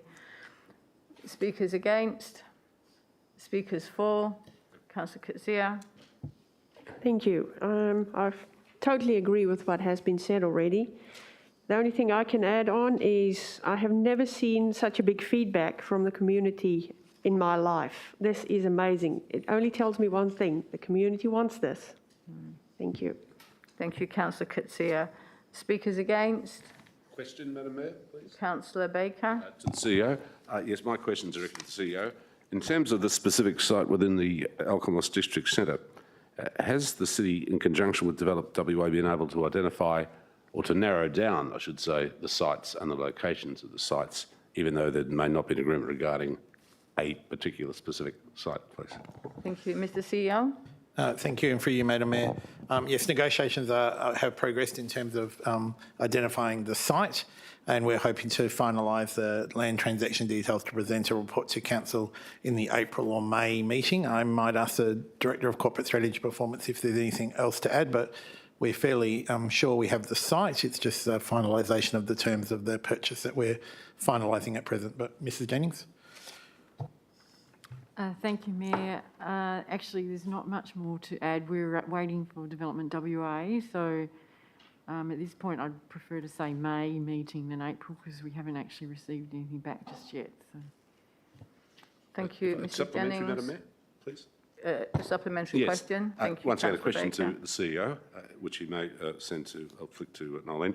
But also the other issue is the nature of how the City will hold the ultimately approved site. Part freehold, leasehold, Crown Reserve, wholly freehold. Has that issue, or have those issues, or has that actually, it's one issue or maybe a mix of issues, have they been resolved, or are they dependent upon what the actual site proper will be and where it's located? CEO. Thank you, and for you, Madam Mayor. They are the last items that we are finalising with our negotiations between Development WA and the City, and as Mrs. Jennings alluded to, hoping to present those finalisations to the May Ordinary Council meeting. Thank you. Speaker in support. Yes, thank you, Councillor Baker. Thank you, Madam Mayor. Yes, well, this is just yet another small step in what has been a long journey, and hopefully we're getting near the 400-metre mark, so to speak, of the marathon. But yeah, reading through the survey responses, given that we had somewhat 18,000 or 19,000, just rounded up to 20,000 engagements, the numbers are very reliable. It's interesting to note that one of the things that was disliked the most, of course, was the suggestion that there was no need for a warm water pool. I mean, you could have guessed what the response to that would have been. I mean, as it is, I think people, particularly in the Yanchep Lagoon area, up at Alkimos, Turox, they're getting used to, or have been getting used to, until quite recently, to swimming in 28, 27-degree water every weekend. So, yeah, we've become, I suppose, a bit soft in our old age, although there's still a very strong, popular group of oldies who do the morning swim each morning at the lagoon. Yeah, so the responses are great. It's given us even further direction, and also, of course, the action column basically endorses the numbers in terms of the responses to the various categories of questions that were posed to the responders. So, yep, it's another important step. A great idea. It's moving along well, and let's hunt down some more money. Thank you. Thank you, Councillor Baker. Speakers against? Speakers for? Councillor Rowe. Thank you, Mayor. Not much else to be said. I did want to just quickly touch on the fact that although the numbers and the level of engagement has been impressive, one of the things that I like the most is the constructive feedback that has come from residents at a very early stage, because that gives administration the opportunity to rectify some of those issues now and make sure that when the facility is open to the public, it is state of the art and it is of a high quality nature. I asked the questions last week about the proximity to this train station, and I think that will make the facility more accessible. It'll be close to train and to bus, and I'm very hopeful that we can undertake similar community consultation going into the future, because it seems like a really good balance between online, standard, and getting as much feedback as possible. Yes, thank you, Councillor Rowe. Speakers against? Speakers for? Putting the Councillor Parker. Absolutely no surprise that the city had the community participation it did in this engagement strategy. And I sincerely hope that this enforces to all future funding sources, private and government, the importance and benefits to all of the centre going forward ASAP. May I add my congratulations to Mrs. Terrelling's team on the highly professional engagement strategy and excellent presentation across the board. Thanks, Madam Mayor. Thank you, Councillor Parker. Speakers against? Speakers for? Putting the recommendation, if you could please cast your votes. Thank you. I declare that carried unanimously. Thank you. CP03, moved Councillor Treby, seconded Councillor Herridge. Councillor Treby, you wish to speak to this item? Better ask. Can I say, I think this, let me just start by saying this has become one of the most popular locations for families on the weekends down in that family zone area down at Kingsway. If you were to go there, there are people having picnics. There are families setting up with tables, having birthday parties. Just an enormous level of activity. And it was always the focus to try and get more than just a sporting focus at Kingsway. Bringing families there was always the approach, and it's been fantastic. I think the option that's been presented by administration is a sensible option. It'll allow us to achieve and maintain a level of functionality, but stage the full development over a period of time to ensure that we end up with the optimum outcome for the community. I can't go past just some of the comments. One in particular, it's interesting that these are all anonymous comments, but there's a complete standout one for me on page 218. I really don't need to refer to it, but there are old records that do continue to die hard, with one particular local who doesn't like some of the projects that the city provides. That said, I think the report is exceptional, and I commend it to all of council. Thank you, Councillor Treby. Councillor Herridge? Okay, speakers for? Speakers against? Putting the recommendation, if you could please cast your vote. Declare that carried. Thank you. Moving on to CP04, Councillor Treby, you have a declaration of interest. Yes, Madam Mayor. With regard to CPO 403-22, I declare that I work for the Department of Local Government, Sport and Cultural Industries, and they provide this particular fund. As a consequence, there may be a perception that my impartiality on the matter may be affected. I declare that I will consider this matter on its merits and vote accordingly. Thank you, Councillor Treby. Do we have a mover for CP04? Thank you, Councillor Civic. Thank you, Councillor Baker. Councillor Civic. Self-explanatory, Madam Mayor. It's a good result for Heath Park, etc. and the Kingsway Little Athletics and Splendid Park floodlighting upgrade. So they're great achievements. Thank you, Madam Mayor. Thank you, Councillor Civic and Councillor Baker. Yes, thank you, Madam Mayor. I will endorse, I should say, what Councillor Civic just said. Heath Park has been very much a needy case, of course. You're probably sick of hearing me refer to the 3 transportable dunnies that constitute the club facilities at that park. But I see that in terms of the application, we didn't get full-toed odds. We're shy of $309,000, but hopefully we can find that in a budget saving. I thought to be frank, I do think that the way that the state government assessed the various applications was fair, just and equitable, and clearly merit-based, particularly given the population numbers on the coastal strip, as I call it. Yes, so a good report, fantastic, good news, and we can move on with Heath Park as well as the other projects listed. Thank you. Thank you, Councillor Baker. Speakers for? Councillor Aitken. Thank you. I'm happy to receive this funding for Heath Park and the Little Athletic Centre and Splendid Park, but I am concerned that the Wanneroo BMX floodlighting upgrade was not accepted for funding.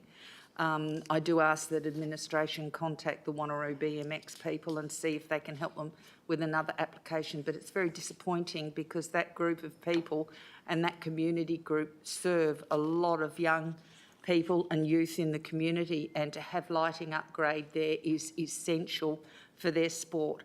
And they're used every night, and I'm very disappointed that the state government didn't fund that. Thank you. Thank you, Councillor Aitken. Speakers against? Speakers for? Councillor Wright. Thank you, Mayor. I just want to reiterate Councillor Aitken's points and the benefit of what the Wanneroo BMX Club served the community of Pearsall. I do know I have a motion on notice coming up later, but just in terms of the funding, I hope Ms Terralink and the team will work with the BMX Club for the next round and obviously make sure that the idea has more planning work needed, which is in the report. So thank you. I will be supporting this, and it's great to see the other projects on there as well. Thank you, Councillor Wright. Speakers against? Speakers for? No, councillors, I concur with other councillors with regards to the recommendation, and good news for Heath Park and the Kingsway Little Athletics and those projects that are very deserving. However, as highlighted by councillors, it is very disappointing that the BMX Club's application has not been successful. And however, heartened that the administration will continue to liaise with the Wanneroo BMX about their intentions with this project, and understanding that it is a hive of activity on a Friday evening, as Councillor Wright has just articulated, and it's amazing how many people are actually there. So this is a disappointing result for them, and I know Mrs Terralink and her team work hard. We do have the BMX working group, which I think obviously will be addressing this, and certainly from the City of Wanneroo's perspective, we do appreciate the work of the BMX, but congratulate the other grants that have been provided to the other deserving clubs too. Speakers against? Speakers for? Putting the recommendation, all those in favour, if you could please cast your vote. Declare that carried. So for members of the gallery, we used to be able to, all those in favour, show of hands, and all those against, show of hands, and now we've transferred over to the electronic voting, so it kind of trips off the vote. So I've got to maintain the fact that I say if you could please cast your vote. Moving on to corporate strategy and performance, CSO1. Can I please have a mover? Thank you, Councillor Treby. And do I have a seconder? Thank you, Councillor Wright. Councillor Treby. Madam Mayor, this the strategic budget policy is an exceptionally important document. Certainly, there are many people in our community who are unfamiliar with the level of work and rigour and integrity that goes into budget settings and long-term budget policy.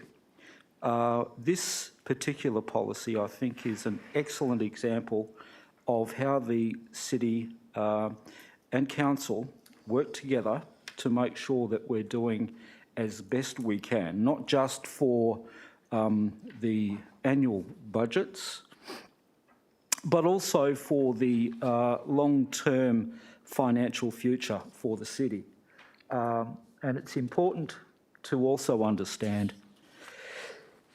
oh, excuse me. It's important to also understand that there are two concepts that are not well clearly understood by many in the community. One is the concept of stewardship, and the other is the concept of intergenerational equity. We need to make sure that we're doing the right things for today's community, bearing in mind all of the inputs and stresses and strains on budgets and projects and services, but also for the long-term serviceability of the facilities and services and assets for the community. Because the assets that are owned by the city are in fact the assets that are owned by the residents, because they are the shareholders in the city's assets, and we are their representatives. And we represent everyone equally and equitably across the city. So this is a fantastic document, well constructed. Mrs. Jennings, I congratulate you and your team for this document. And for anyone who wishes to have a look at how the processes work for setting budgets, both in the short and then through to the medium and long term, ought just read the structure and complexity of the matters that need to be considered, and you'll come to some degree of understanding about how budgets are structured in a very large organisation that provides a wide range of services and assets for all of our community. And I commend this report to Council. Thank you, Councillor Treby. Councillor Wright. Thank you, Mayor. I think Councillor Treby summed it up very well, and putting that emphasis on stewardship and accountability, and also the intergenerational equity, particularly planning for now, but also the future. So congratulations to Ms Jennings and her team for the report. Thank you. Thank you. Speakers against? Speakers for? Councillor Sangali. I'm sorry, I should have picked this up earlier, but I found a typo again. It's just under the section of who needs to know about the policy, and we're missing a comma. So at the moment it reads as we have community contractors rather than community contractors. Thank you. Got a nod from Mrs Jennings. That will be fixed. Thank you. Speakers for? Okay. Putting the recommendation, if you could please cast your vote.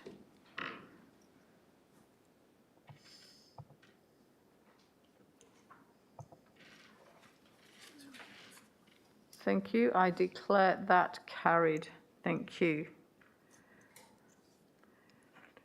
Moving on to CSO2. Can I please have a mover and seconder for CSO2? Thank you, Councillor Savitten. Thank you, Councillor Treby. Councillor Savitten, wish to speak to this item? No, thank you, Madam Mayor. Thank you, Councillor Treby. No, thank you, Madam Mayor. Thank you. Speakers for? And speakers against? Putting the recommendation CSO2, can I please ask you to cast your vote? Thank you. Declare that carried unanimously. Thank you. Moving on to CSO3, can I please have a mover and seconder for CSO3? Thank you, Councillor Treby. Thank you, Councillor Wright. Councillor Treby, you wish to speak to this item? No, thank you, Madam Mayor. Sorry, not Councillor Wright, Councillor Rowe. No, Councillor Rowe, you wish to speak to this item. Speakers for? Questions? Councillor. Thank you, Madam Mayor. Yes, Councillor Baker. Yes, just a couple of questions. I think these questions have to be asked by Nolene. I think Jennings, correct? It depends. We'll see how clearly the question is. Next on page, straight up, page 3910 of the agenda, item or line number 1163, there's reference to the city paying the business Roads 2004 the sum of $438,000 to repair a footpath in Stud Master Park. What was the length of the footpath, footpath I should say, and the width? Seems to be a lot of money to fix up a footpath, unless I've misconstrued the particulars. I mean, I will ask the directors, but they might not have that information to hand. It might be helpful in future, Councillor Baker, that if you have any questions, that you submit them through to the administration so that they can prepare. I'm sorry, ma'am, I've been busy the last couple of weeks or so. I apologise for that. So, Mr. Singh, are you able, or Mrs. Jennings, are you able to answer? Madam Mayor, this appears to be payment for multiple projects, but I'm happy to check that and provide further information. Take that on notice, thank you. Further questions, Yes. Councillor Baker? Thank you, Madam Mayor. Page 311 of the agenda, line item 1035. The payee is MNG Proprietary Limited. The amount of money is $28,000. Particulars beach survey and structure monitoring October 2021. Of course, that was some time ago now. Which particular beach was surveyed? What was the nature of the survey? And what is meant by the term structure monitoring, please? Mr. Singh? Madam Mayor, we do have a coastal monitoring program where we actually monitor the movement of coastline twice a year. And we undertake an aerial survey where a plane flies through the city's coastline and then picks up the data for us, and then we compare the data with the previous year. So that's a payment for 6 monthly survey. Thank you. Councillor Baker? Just two very quick ones. Thanks, Madam Mayor. Next item is on page 301 of the agenda. Line item is line item is 747. The pay reads applied security force. Amount is $636. Particulars crowd controller for the staff's Christmas party in 2021. Were there any citizens' arrests or not? No. Was it necessary to call the police? No. Yes, is that really what it says for crowd control, security, bouncers? Thank you. And how many were necessary to control that crowd? Thank you, Mrs. Terrelink, if you could please respond. Yes, thank you, Madam Mayor. It's a requirement of liquor licensing that we have crowd control. Thank you. You have a further question, Councillor Baker? Last one, I promise, Madam Mayor. Where are we now? Page 294 of the agenda. Line item is 542. The payee is Work Power Incorporated. The amount is approximately $30,000. And the actual particulars read, mesh installation Burns Beach. Are those particulars correct? In other words, was it the case that the mesh installation was in fact installed at Burns Beach, or I don't know, was it borderline Burns Beach, Mindarie? It just seems strange that we're spending money on the suburb of Burns Beach, which is not wholly or partially situated within the boundaries of the City of Wanneroo. Mr. Singh? Madam Mayor, I'll reconfirm that, but my understanding is this is for the coastal dual use path, which is Burns Beach to Mindarie, and we have a jurisdiction within the City of Wanneroo where we are undertaking this work. Thank you. Further questions or no further questions? Councillors, can I just advise we have the briefing session the week prior to the council meeting. If there are any questions at the briefing session, that enables the directors and the chief executive officer to be able to prepare a response so that you have the information prior to voting. So, and I acknowledge Councillor Baker, you've indicated that you were busy. However, even up until late afternoon today, if you could provide any questions to the directors or the chief executive officer, which will once again enable them to get the answers so that they can articulate that in the meeting prior to voting. Thank you. Speakers for? Speakers against? Putting the warrant of payments, if you could please cast your votes. Declare that carried unanimously. Thank you. CS04, can I please have a mover and seconder for CS04? Thank you, Councillor Rowe. Do I have a seconder? Thank you, Councillor Savitten. Councillor Rowe, you wish to speak to this item? Yes, Mayor, just to briefly say that the level of tracking of financial performance and then the the follow-up, being able to put it in a report and to make it accessible to councillors and the public is very commendable. It's something that I wasn't fully aware of prior to coming onto council, so commending Director Jennings and Bimsara and the team for putting together this report. Thank you, Councillor Rowe. Councillor Civic. Yes, I concur with that, those comments. Thank you, Madam Mayor. Good report. Thank you. Speakers for and speakers against. Putting the recommendation CS04, if you could please cast your vote. Declare that carried unanimously. Thank you. Moving through to CS05, can I please have a mover and seconder for CS05? Thank you, Councillor Huntley, and thank you, Councillor Treby. Councillor Huntley, you wish to speak to this item? No, thank you, Madam Mayor. Thank you, Councillor Treby. Thank you, Madam Mayor. Just very briefly, it's a really important policy for council members to consider and have in place, because one of the critical things, and most councillors, new councillors, aren't aware of this until they actually come onto council, is the enormous complexity involved in the work of a council law individually, but council collectively, in undertaking its role on the governing board of the organisation. Bearing in mind, of course, that councillors are ultimately responsible for what happens in the organisation, I think it's important that we're all suitably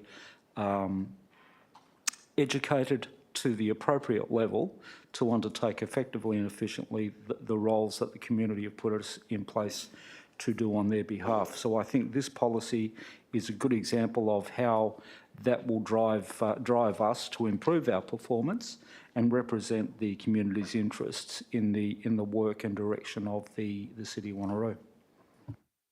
Thank you, Councillor Treby. Speakers for? Speakers against? Putting the recommendation, if you could please cast your vote.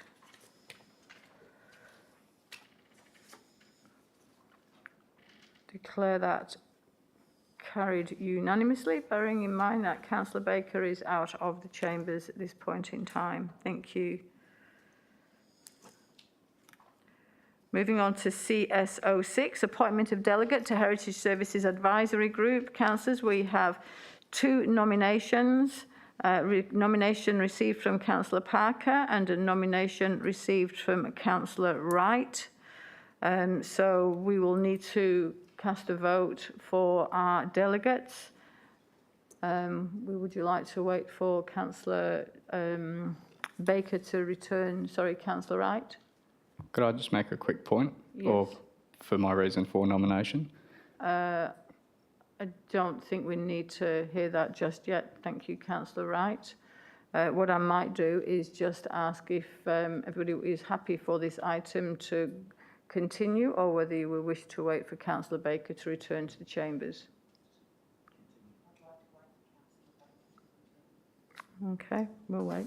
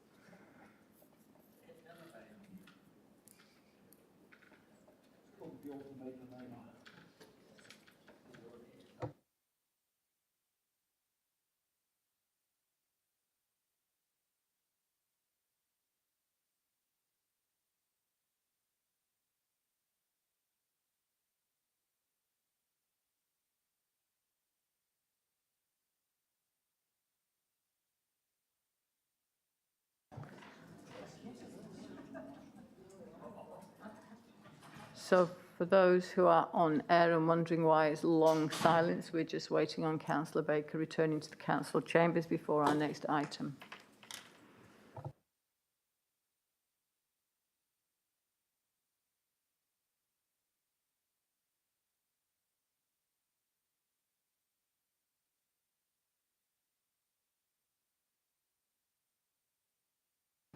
Councillors, what I think we might do while we're waiting for Councillor Baker, and there's been an indication that we would like to wait for Councillor Baker to return to the chambers, I think we'll go to the next item and we'll come back to CS06, given the fact that CS06 is actually voting on a delegate. So CS07, can I please have a mover and seconder for CS07? Thank you, Councillor Rowe. Thank you, Councillor Treby. Councillor Rowe, you wish to speak to this item? Thanks, Mayor. Just to acknowledge the hard work that went on behind the scenes for all the preparation for administration to get the AGM in place. So thank you very much, admin, for those efforts. Thank you, Councillor Treby. Madam Mayor, I just support those comments from Councillor Rowe.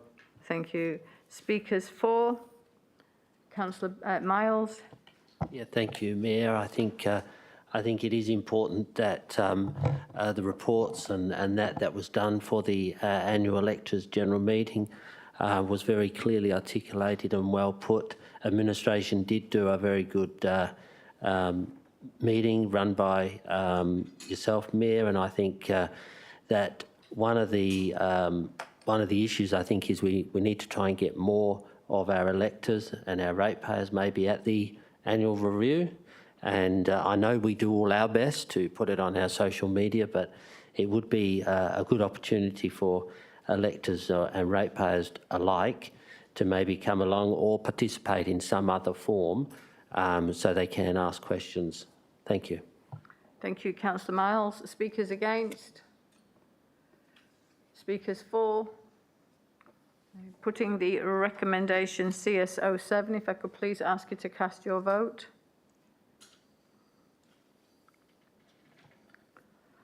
Thank you. Declare that carried unanimously. Moving on to CS06. We are now looking at the delegate for the Heritage Service Advisory Group. Councillor Wright has requested an opportunity to speak for 2 minutes. And then I'll also afford the same opportunity to Councillor Parker, if needed. Thank you, Councillor Wright. Thank you, Mayor, for giving me the opportunity. I just wanted to bring the point that as the city's chosen delegate for the Wanneroo Historical Society, I thought it would be useful to be able to know the heritage items that do pass in the committee, to be able to convey that to the group. And I thought that would be an important point to be able to know what the heritage items are and what the city is doing around its policies and also around future items that may come to council, that I can also convey this information to the Wanneroo Districts and Historical Society. Thank you. Thank you, Councillor Wright. Councillor Parker. Madam Mayor, I actually have nothing to say to that. I'm quite happy just to leave it as it is. I'd like to be a member of the Heritage Services Advisory Group. It's up to everybody else. Sorry, I didn't have anything prepared. Okay, thank you. Thank you, Councillor Parker. Okay, so councillors, we are casting our votes. So the nomination received will, Councillor Sangali. Madam Mayor, can I just ask a question about the membership of the Heritage Society? Because I've noticed Councillor Wright brought up about the Historical Society. It's my understanding that the current community members are already members of the Historical Society and would be relaying that information anyway. Mrs. Terrelink.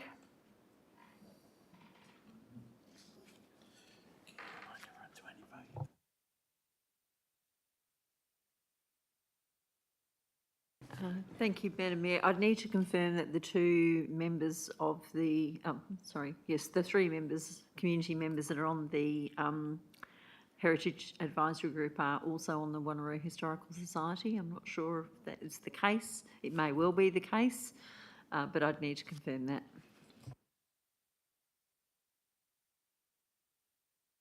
On that basis, it might be appropriate for, unless this is time sensitive, Mrs. Terrelink, that we have a procedural motion to refer that back so we can identify that, because that's important. Yes, Councillor Baker. I move that procedural motion that the matter be deferred, pending clarification as to the constitution of that committee. Thanks. Thank you very much. That's moved, Councillor Baker. Do we have a seconder?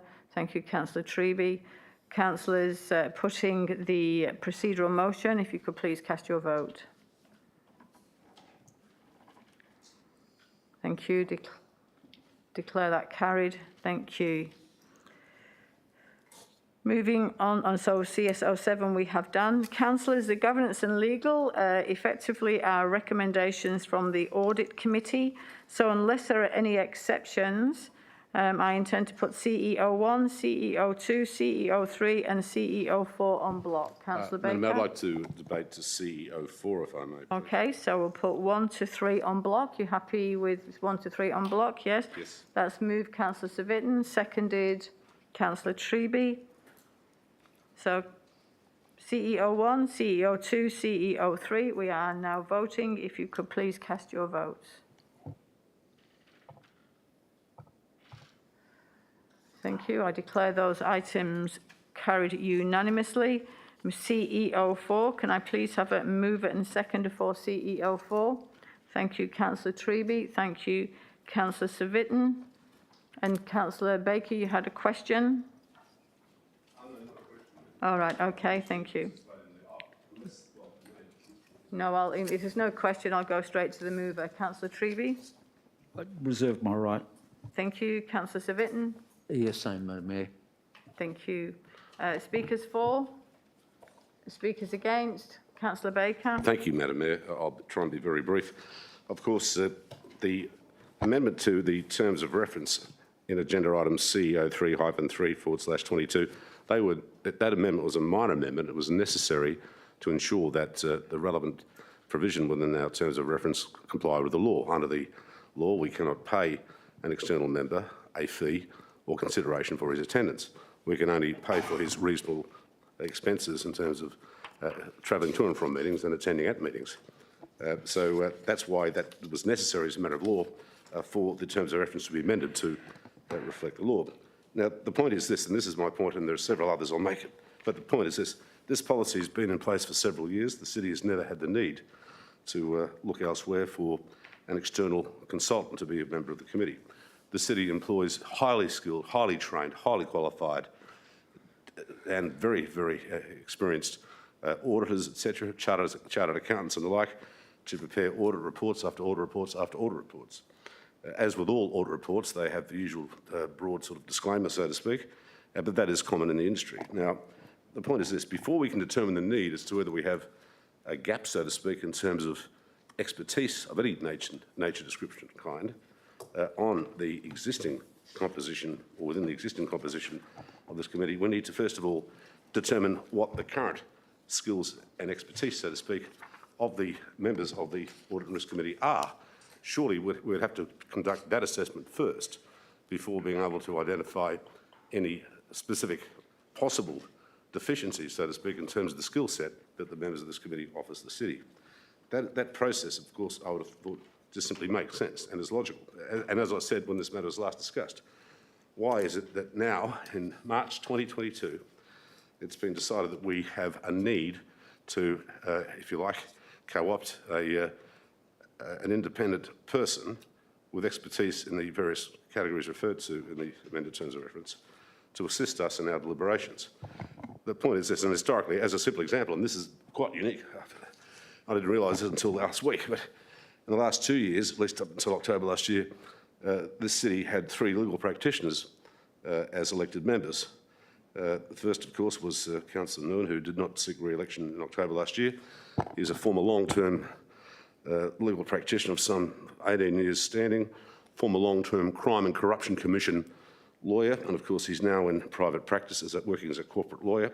We have, of course, Councillor Nguyen, of course, who is a self-employed private practitioner, specialising in, amongst other things, as I understand it, commercial law, which invariably involves issues involving taxation of various kinds, GST, you name it, income tax, fringe benefits tax and the like, excise duties as well in certain instances. And of course myself, of course, I've obviously been practising for a few years, because the point is this, and just in relation to the A&R Committee, issues that come up just don't involve auditing, accounting issues, they involve other issues. Invariably they are legal issues. So the blend, the mix is legal issues and accounting, auditing issues.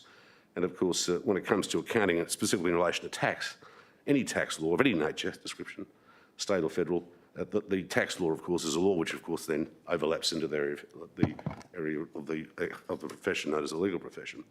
The other thing is that my understanding is, and I haven't had this confirmed yet, but my understanding is that Councillor Berry is a former chartered accountant from the UK. She is a FA with international standards regarding accounting and also with other standards that apply specifically in the NGO area of the community. She heads up two NGOs. What I'm saying to you is I can't see the point to appoint a so-called independent member in circumstances where we don't know what our need is. We won't know what the committee's needs are until we've conducted the skills assessment of existing elected members to see what they can contribute.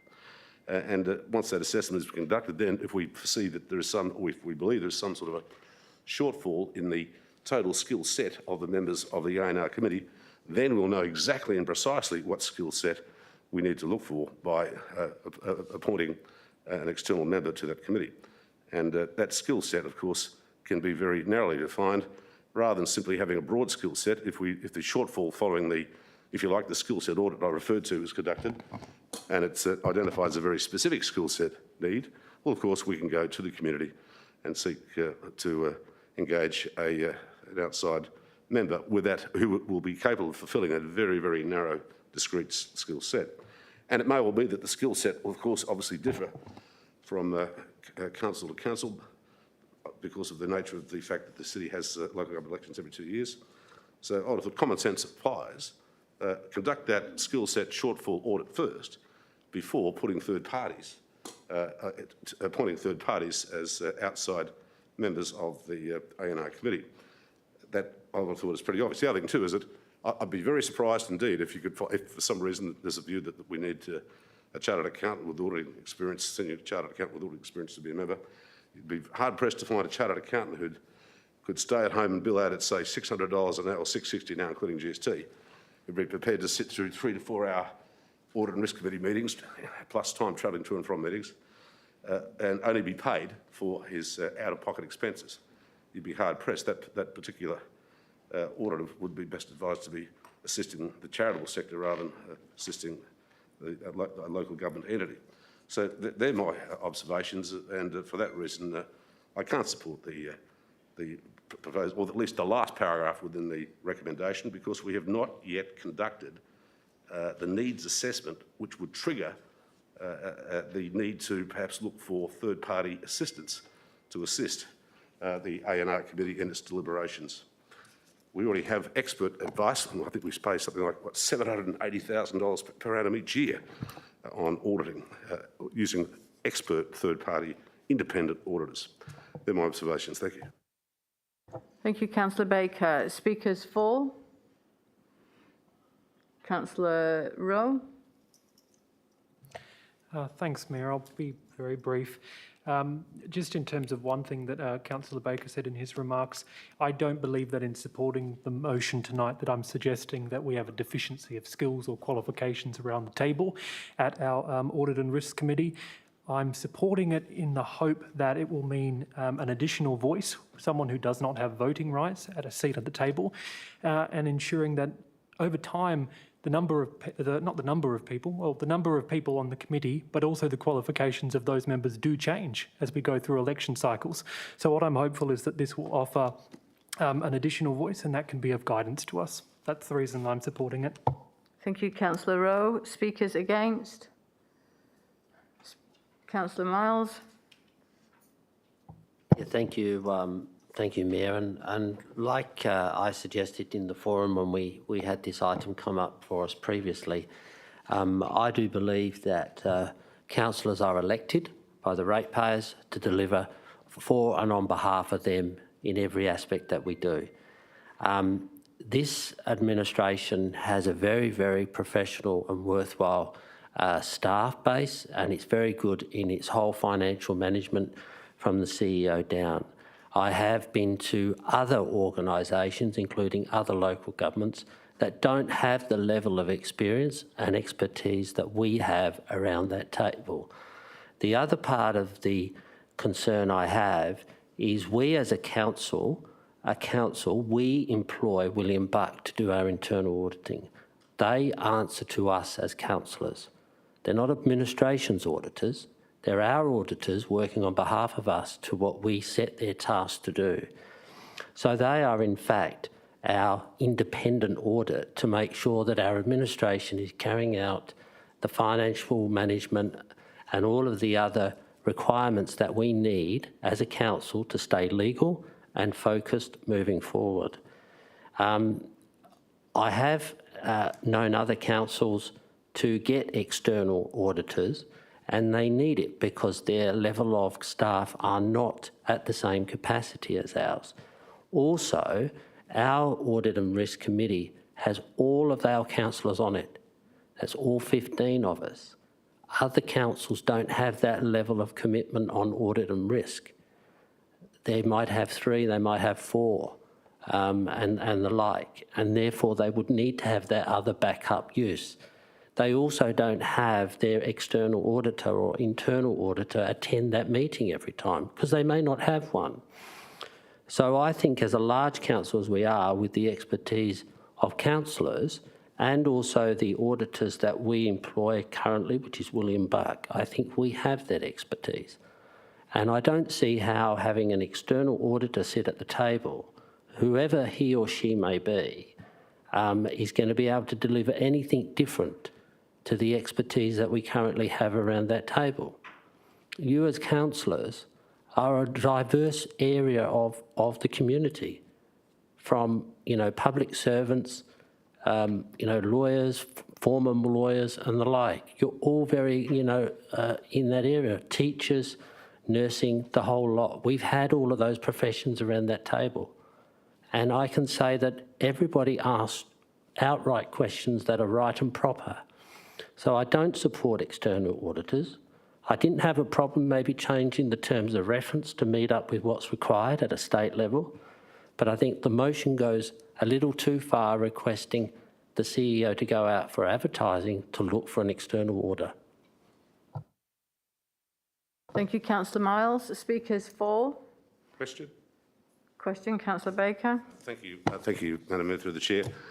Yes, of course, the previous agenda item affected the amendment regarding the reimbursement of expenses only, not the payment of fees. But in the terms of reference, under the actual heading of external independent members, it states, and I quote, "External independent members, if appointed, must have senior business, etc., experience." Yet in the actual terms of reference, the selection criteria in paragraph 1B, it just simply says the person must have experience and/or knowledge in business, risk management, business management and auditing.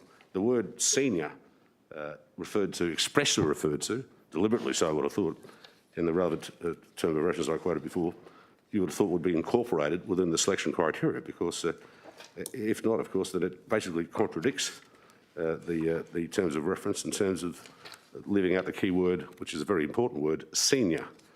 Just wondering, why was that word left out, please? Was it just like a slip of the pen, or was it deliberate? I don't understand the rationale. Obviously, unless it goes in there, of course, then, quote, "Any person, or the person, must simply have experience and/or knowledge in business, financial management, risk management and auditing." And I think it's fair to say most business proprietors in Australia, small, big, medium, have that experience. As to whether or not they've been in business for a week or 5 years or 10 years or 37 years, that's a matter of determining what the seniority is. But the seniority test seems to have slipped off the criteria, despite that term senior being expressly used in the term of reference. So just wondering, I'm not sure who could assist me here, Nolene or Daniel, the CEO. Why is it we no longer need someone with senior business, etc., experience, please? Thank you. Mr Sims. Thank you, Madam Mayor. My recollection of the Audit and Risk Committee was a request from the committee that the actual selection criteria that was articulated in that report be replicated in the resolution as opposed to the terms of reference. So if council wished to add senior, they could by an amendment this evening. But my understanding of the intent from the Audit and Risk Committee at that committee meeting was to translate from the report on seeking the Audit and Risk Committee's advice on an external member to incorporate the criteria that was in the body of the report into the recommendation, which is what has happened and was passed by resolution of the Audit and Risk Committee. Supplementary, Madam Mayor? Thank Final you, supplementary. Councillor Baker. Once again, the introductory words of the relevant paragraph in the approved terms of reference that we approved a few minutes ago reads, and I quote, external independent members, if appointed, must, not could, may, or if we feel like it, must, which means should, which means shall, must have senior business, financial management, etc., skills. So I think the terms of the criteria don't go as far, well, they do not, in a nutshell, they do not comply with that particular paragraph in the terms of reference because that keyword senior is missing. Beyond that, in any event, of course, I'm opposed to the motion, as I said, because it's not necessary. It's premature to engage anyone, appoint anyone until the skill assessment is. I'll direct that question through to the CEO, Mr Sims. Thank you, Madam Mayor. I don't think I have anything further to add to my previous response in that the recommendation as presented is as a result of the recommendation from Audit and Risk. And if the Council, after now considering the Audit and Risk Committee recommendation, wishes to insert the additional words from the terms of reference, then that is open to Council to do that via amendment this evening. Thank you. Speakers for, Councillor Treby. Thank you, Madam Mayor.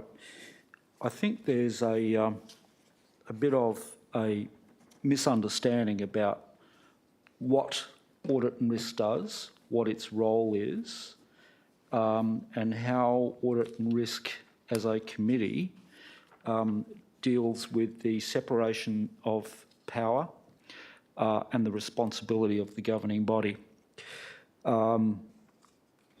Audit and Risk is part of the assurance process that the governing body requires to ensure that the work of the administration is meeting appropriate standards and fiduciary responsibilities. The comment about the internal audit is absolutely correct. The internal auditors work for council to provide that assurance. They don't work for the administration. They are there to provide independent assurance. I'm actually quite surprised that we wouldn't be seeking, or at the very least going with the benchmark standard from the Australian National Audit Office, and indeed the standards that are indeed provided by the state and the department in its guidelines. You know, guideline number 9 issued September 13. And it's not as if it's a first. There are many local governments who have external auditors. It should come as, or it may come as a surprise to some councillors, but every local government has to have and must have an internal auditor. It's not they don't have them, they must have them, and an external auditor. The reality is the governing board needs assurance from the internal auditors and the Audit and Risk Committee that the work of the administration is being done in a competent manner. And suggesting, and there appears to be a suggestion that, well, if you have everyone around the table, we should hopefully get it right. And I'd suggest that we don't have always got the requisite skills to necessarily meet that standard. You'd only have to go to a large recent case, and it's a corporate case, and it's ASIC versus Healy, which is the Centro case. I've raised this before with council, in that Centro is a very large commercial property owner and manager, and in one financial year they had a massive write-down of their assets. And this is now case law, and this goes to this very issue, because there are two things in the Local Government Act. It does say that an elected council or a council is elected as the governing board of the corporation, because the City of Wanneroo is set up as a body corporate, not a body politic, firstly. And secondly, that governing board has full legal and lawful responsibility for the actions of the organisation. So 2 critical things. Thirdly is there is a separation between the governing board and the administration, purposefully so, it's embedded in the Act. And the process of assurance is what the council, sitting as that governing board, requires to undertake its duties on behalf of the ratepayers. Now, in ASIC versus Healy, there was a massive write-down in debts, and the administration of Centro treated that, and it's a multi-million-dollar write-down, treated that as a non-current liability. And if anyone would know or understand in accounting and auditing terms, if you have a write-down of that magnitude, it's a current liability. It went through the CFO, it went through the CEO, it went through internal audit, external audit missed it, and ultimately it went through to the board, the governing body, and they didn't pick it up, and the buck stops with the board. They're legally responsible. ASIC in Healy, ASIC were successful, and they found against the CFO, the CEO and the board members, essentially saying, notwithstanding they should have all picked it up, the buck stops with you and you ask the questions, and you must know what questions to ask. Having somebody potentially join the Audit and Risk Committee with an independent view, and a truly independent view, not a vested view, not a there's no biases involved, I think is something that should be welcomed, absolutely welcomed. I'm all ready for and embrace ethics and accountability. This would do nothing but enhance that, and I absolutely support it for all of the reasons I raised. Quantity, having all of the members around Audit and Risk Committee, doesn't necessarily equate to quality. So we can have everyone there, but if we're not asking the right questions, and that was just one example, and that's now case law, that deals with this very issue. So from my perspective, I'm absolutely happy to support this. Question? Thank you. No, Councillor Baker. I'm actually going to ask if everybody's against and speakers for. Thank you. Speakers against? Speakers for. Councillor Civic. Yes, thank you, Madam Mayor. I am supporting this. In all my time in council, the very early days, local government was very simple. Our agendas were very, very thin. In the last 20 years, the complexity of local government is enormous now. This council is in the top 3 largest councils in the metropolitan area, if not close to the top. And I look at the chart here on page 419, and on that chart from Melville down to Swan, there are only 2 councils that don't have representatives, external members, they being Wanneroo and Rockingham.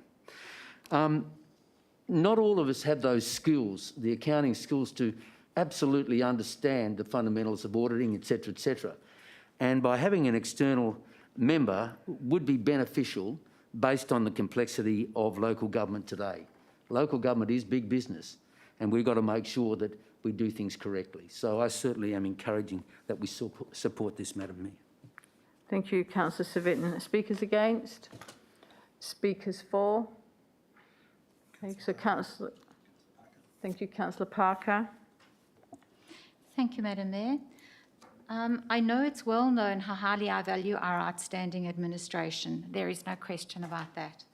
Now more than ever, ensuring transparency is vital for our residents. Recommendation 1D says it all for me. The person is sufficiently impartial and disconnected from the city's operation, ensures that transparency without any doubt or question. I support this recommendation wholeheartedly, and thank you, Councillor Treby, for your input. Thanks, Madam Mayor. Thank you, Councillor Parker. Speakers against? Speakers for? And councillors, I am mindful, councillors, that this has been to the Audit and Risk Committee and that the recommendation on the notice paper is indeed the recommendation of the Audit and Risk Committee. There's been a resolution. Question, Madam Mayor? A question, Councillor Baker. A couple of questions. I'll try and be very brief. Just with me, references made earlier in this debate. Sorry, Councillor Baker, you've already spoken against this, and I'm going to cross-examine councillors that have actually spoken. So what is your question, please? Yes, certainly. My question is addressed to the CEO. In terms of councils who do have external members on their A&R committees, what were those respective councils' respective selection criteria used by them? And in terms of who they appointed, what was the primary profession or expertise that they brought to those committees? Was it legal, financial, accounting? Thank you, Councillor Baker. Mr Sims. Thank you, Madam Mayor. The decision really before council tonight is what does council think is right for their council and governing body. So I'm not aware of the decision-making framework that each of the other councils quoted in the report on page 419 used to determine whether an external member was required or not. But I note the advice provided by administration on 418 makes reference to the Australian National Audit Office and the Department of Local Government circular on operational guidelines for audit and risks. I don't have the information about the decision-making framework that the other councils may have offered, and I think I provided a similar response at the Audit and Risk Committee. Thank you, Mr CEO. A subsequent question? Yes, please. Thank you, Madam Mayor. Just one question addressed to the CEO. Is the CEO aware that the decision described as ASIC and Healy has no application whatsoever to local government in the Commonwealth of Australia or its territories, please? Mr CEO. Madam Mayor, I haven't had time to cast my mind to that question, but what is before council tonight is in relation to the recommendation from Audit and Risk for the appointment of an external member, and the report reflects to the ANAO and Department of Local Government guidelines that support the appointment. Final question, Madam Mayor. Thank you. I'm going to go to right of reply in a minute, Councillor Treby. Just final question, please. Is it possible to get a copy of Government Guideline Bulletin number 19, dated September 2013, that recommended or stated that local governments in respect of A&R committees should have an external member? Is it possible to get a copy of that bulletin, please? Is it possible to retrieve it from archives, please? Thank you. Mr CEO.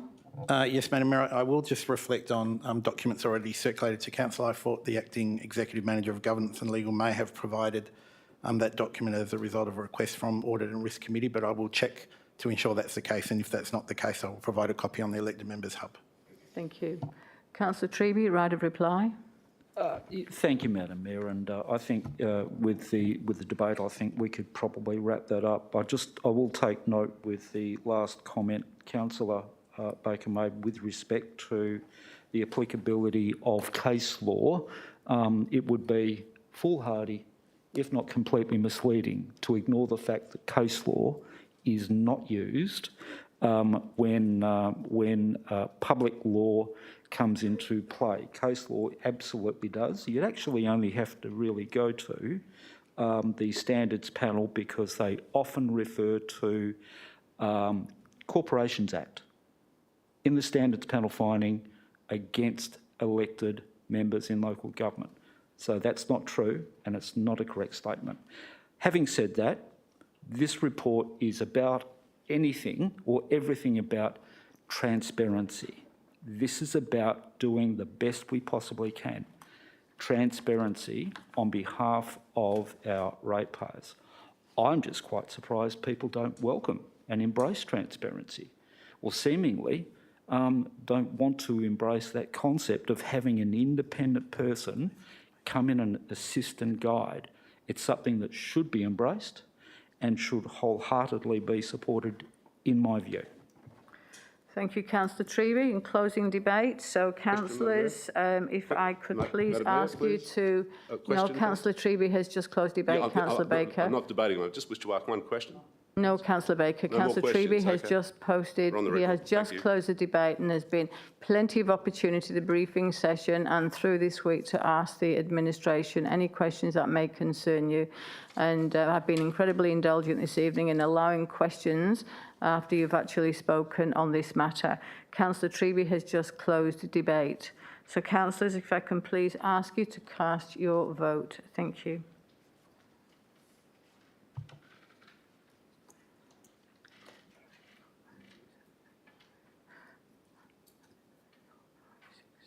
I declare that carried. Thank you. Moving on to item 9, motions on notice. So we have our first item on notice is MN01. Councillor Treby. Thank you, Madam Mayor. Councillor Treby, do you have a seconder? Councillor Civic, Madam Mayor. Thank you. Councillor Civic. I'll just get to that item, Madam Mayor. Just bear with me.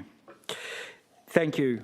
Councillors, just by way of briefly introducing this item, we are all aware of the Wanneroo Sports and Social Club and the building, their history, where they came from, and how there's been a long relationship with the city, the then Shire, to bring community together, and that was the basis for the original building, which was constructed, as I understand it, the first building in 1962.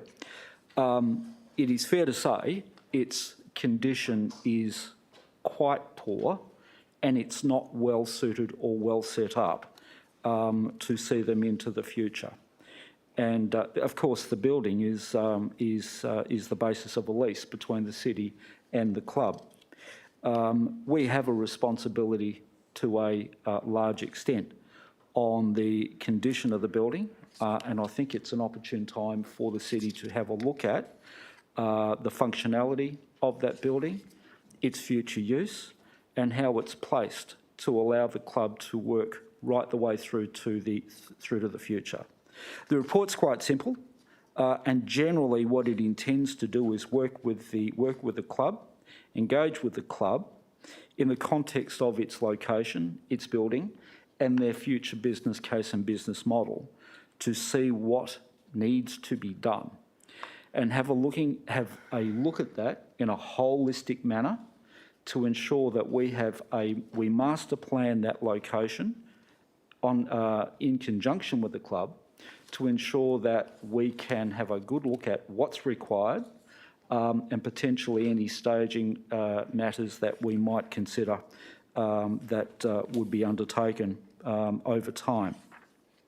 So the report is essentially saying, let's have a good look at it. Let's look at it holistically. Let's look at a master plan of the entire location. We must be cognizant of concurrent work that's happening down at the Wanneroo Recreation Centre. I think there was a bus trip a month or two, or a couple of months ago. We had a look down there, and we're all aware of the work that's going on in that area.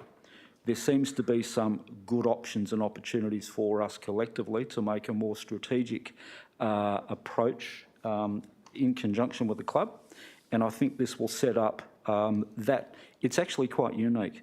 The location of the club, location of the showgrounds within the town centre, this is an opportunity we really do need to have a look at, and that's the intent of the motion on notice. Thank you, Councillor Treby. Councillor Civic. Yes, thank you, Madam Mayor, and thank you, Councillor Treby, for bringing this motion on notice forward. Firstly, I'd like to say and thank Councillor Jordan Wright for coming down to see the Sportsman's Club with me and meet Mr Bob Fawcett, and he actually took us around to have a look at the facility, and we both agree, I think, that there's certainly, it needs to be looked at, and I commend Councillor Treby for bringing this motion forward, that we do an investigation into it and put the $50,000 into the 22-23 budget and have a good look at the premises. Yes, sorry. And have a good look at the premises to see really what needs to be done and to do the study on the total site. Thank you. Thank you, Councillor Civic. Speakers for? Councillor Wright. Thank you, Mayor. Apologies for my dampened spirits for the previous items, but I'll take the time to build myself back up. I would like to thank Councillor Civic for picking up the phone and letting me know that this motion on notice was coming to Council to be able to understand the needs and the discussion that's been had around the Wanneroo Sports and Social Club. And I thank Bob for taking the time to invite me and Councillor Civic out to have a look at the site and to also get a bit of a visual inspection before coming into Council tonight. I do recognise the efforts and the membership base of the club, and I do understand that the building is starting to deteriorate. So I'm very supportive of Councillor Truby and Councillor Civit's motion on notice, and I'll be interested to see what comes through the budget process. Thank you. Thank you, Councillor Wright. Speakers against? Speakers for? Yes, Councillor Nguyen. Just got a few Speaking questions. for? Questions. Thank you. Do we know how many members the club have that's using the building at the moment?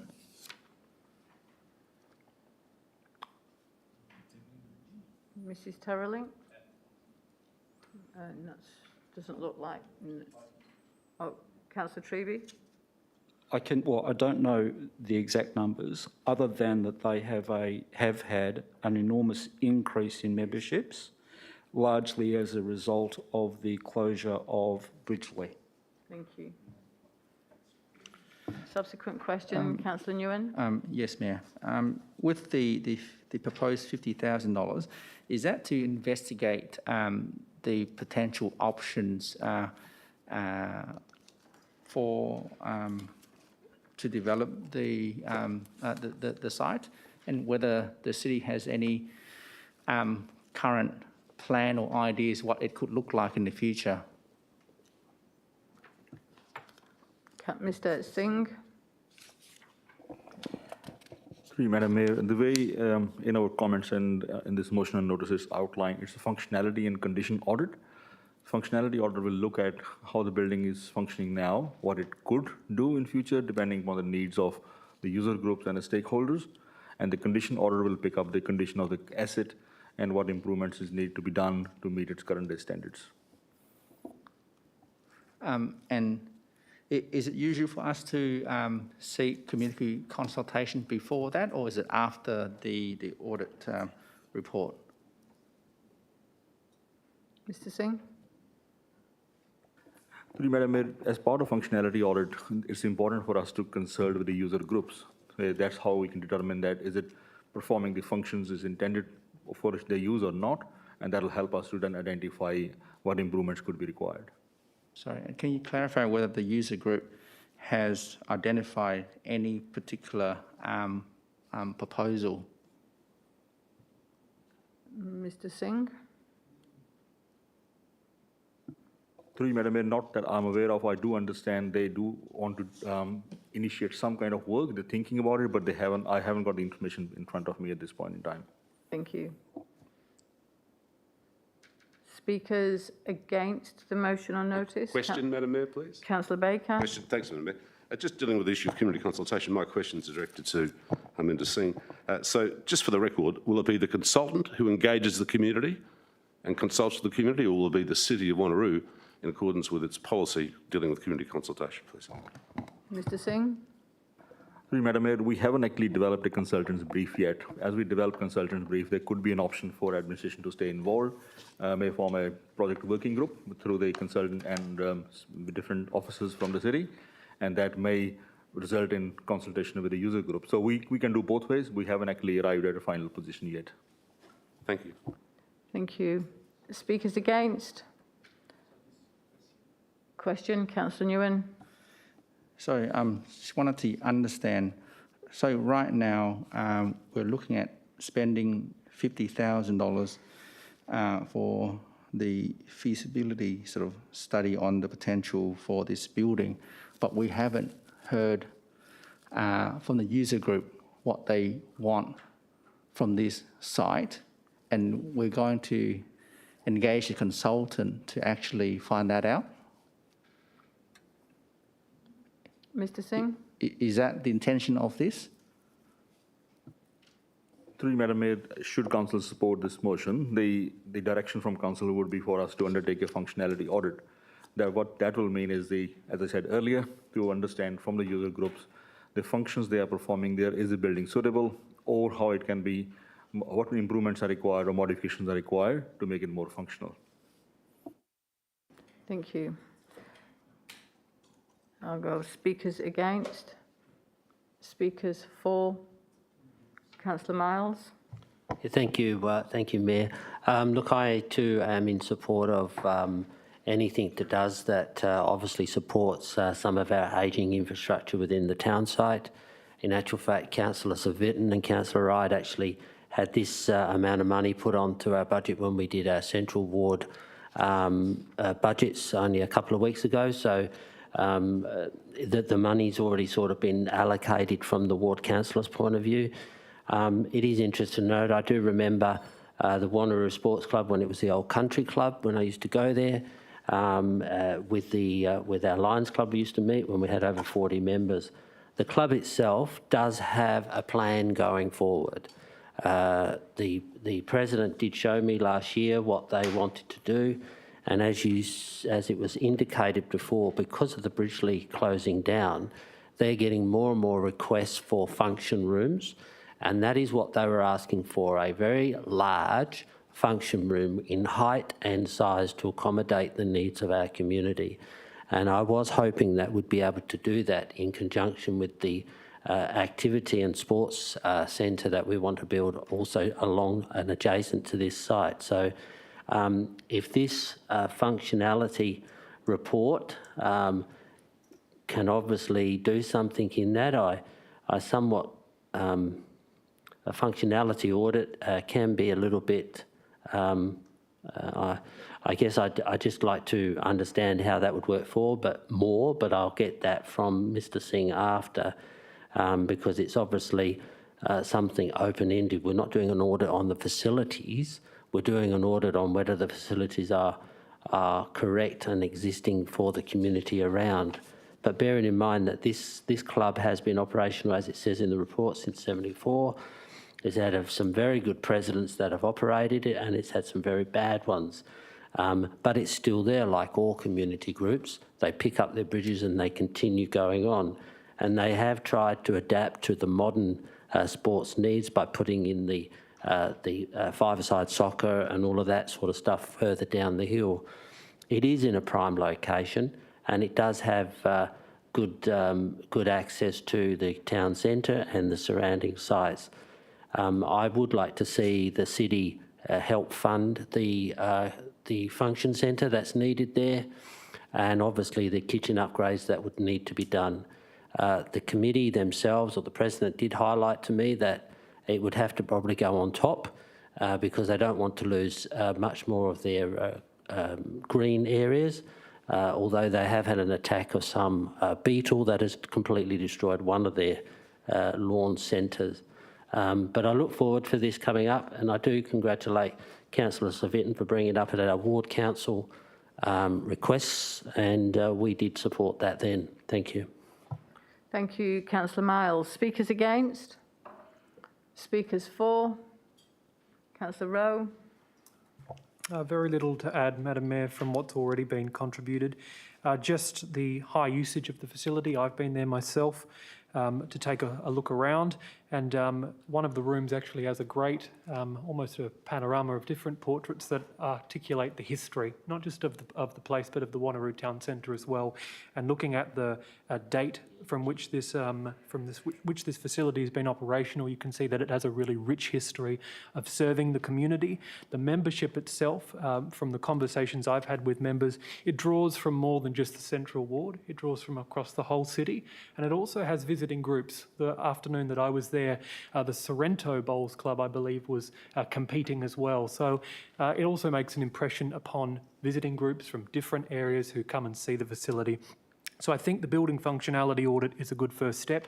I commend the councillors who not just have put forward this motion, but those who have been supporting from the background as well. Thank you, Councillor Rowe. Speakers against? Speakers for? Councillor Baker. Thanks, Madam Mayor. I'll be very brief.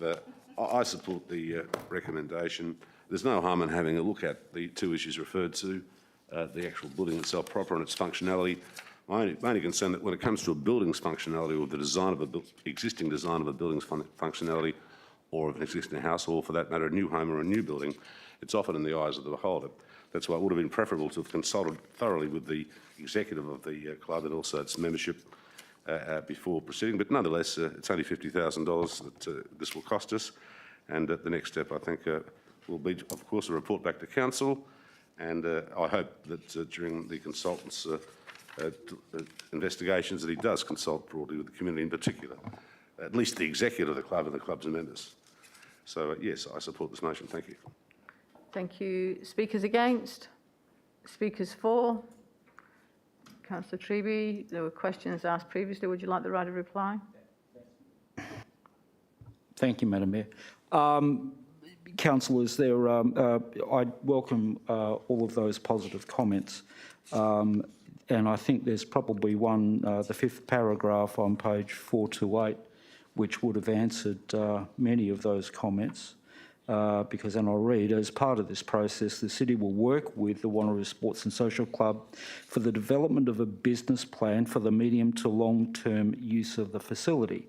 This will enable the City and the Wanneroo Sports and Social Club to provide an overall master plan for the precinct and its future potential use. That within the context of the work that's going to be done by administration. That gives us all a good overall look at what's being proposed. I'm anticipating the next step will be a report back to council. I'm also then anticipating that there probably would be some working group or committee that's set up. I'm anticipating likely to include the ward councillors so as we can work collaboratively with the group. I was quite thankful with the positive comments from Councillor Miles. Unfortunately, I wasn't privy to any of the discussions about what they had in mind, other than they need a business case and a business plan as to how they can best improve the future options and opportunities for the club. Councillors, it's a pretty straight up and down one. Let's have a good look at what we need. Let's have a good look at what they need, and understand, that perspective within context, so as we can make an informed decision at an appropriate point in the future. Thank you, Councillor Treby. Councillors, if you could please cast your vote.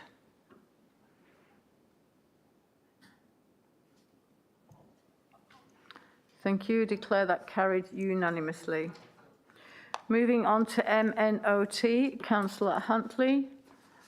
And Councillor Huntley, I am happy to second your motion on notice.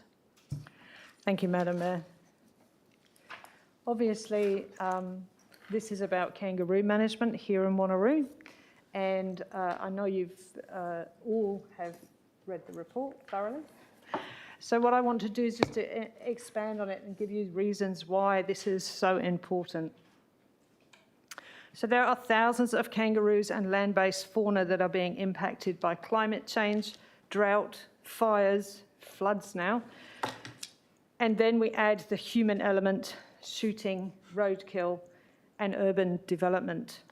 Across the Perth metropolitan area, it is believed that our population will double in the next 20 to 30 years. The largest population will be based here in the City of Wanneroo. Planning legislation provides industrial, commercial, residential, agricultural and rural zones or areas, but doesn't provide any inner city managed conservation wildlife area for displaced wildlife. And strategies for dealing with this displaced fauna is disjointed at the moment and varies across local government authority areas. Although there are some who view relocations as not viable, there have been countless examples of where it has been done right. There has been a 100% success rate to the new relocation sites. The biggest limitation has been around the access to suitable land. For relocations of wildlife displaced for land clearing, there needs to be policy and legislative changes from all levels of government. We have an urgent need with regard to the old Ingham's chicken farm site on Wanneroo Road,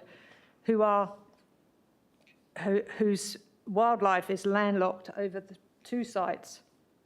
Currently, the contractor who is to conduct the relocation has to find land, and delays in finding suitable land can hold up development and also put the residential wildlife at risk. It takes time to capture wildlife, and especially kangaroos and quenders for relocation. Kangaroos can't be moved during their breeding season, as successive relocation reduces significantly during this time. Moving wildlife for relocation is stressful for them. Most macropods will die if moved at particular times during the year.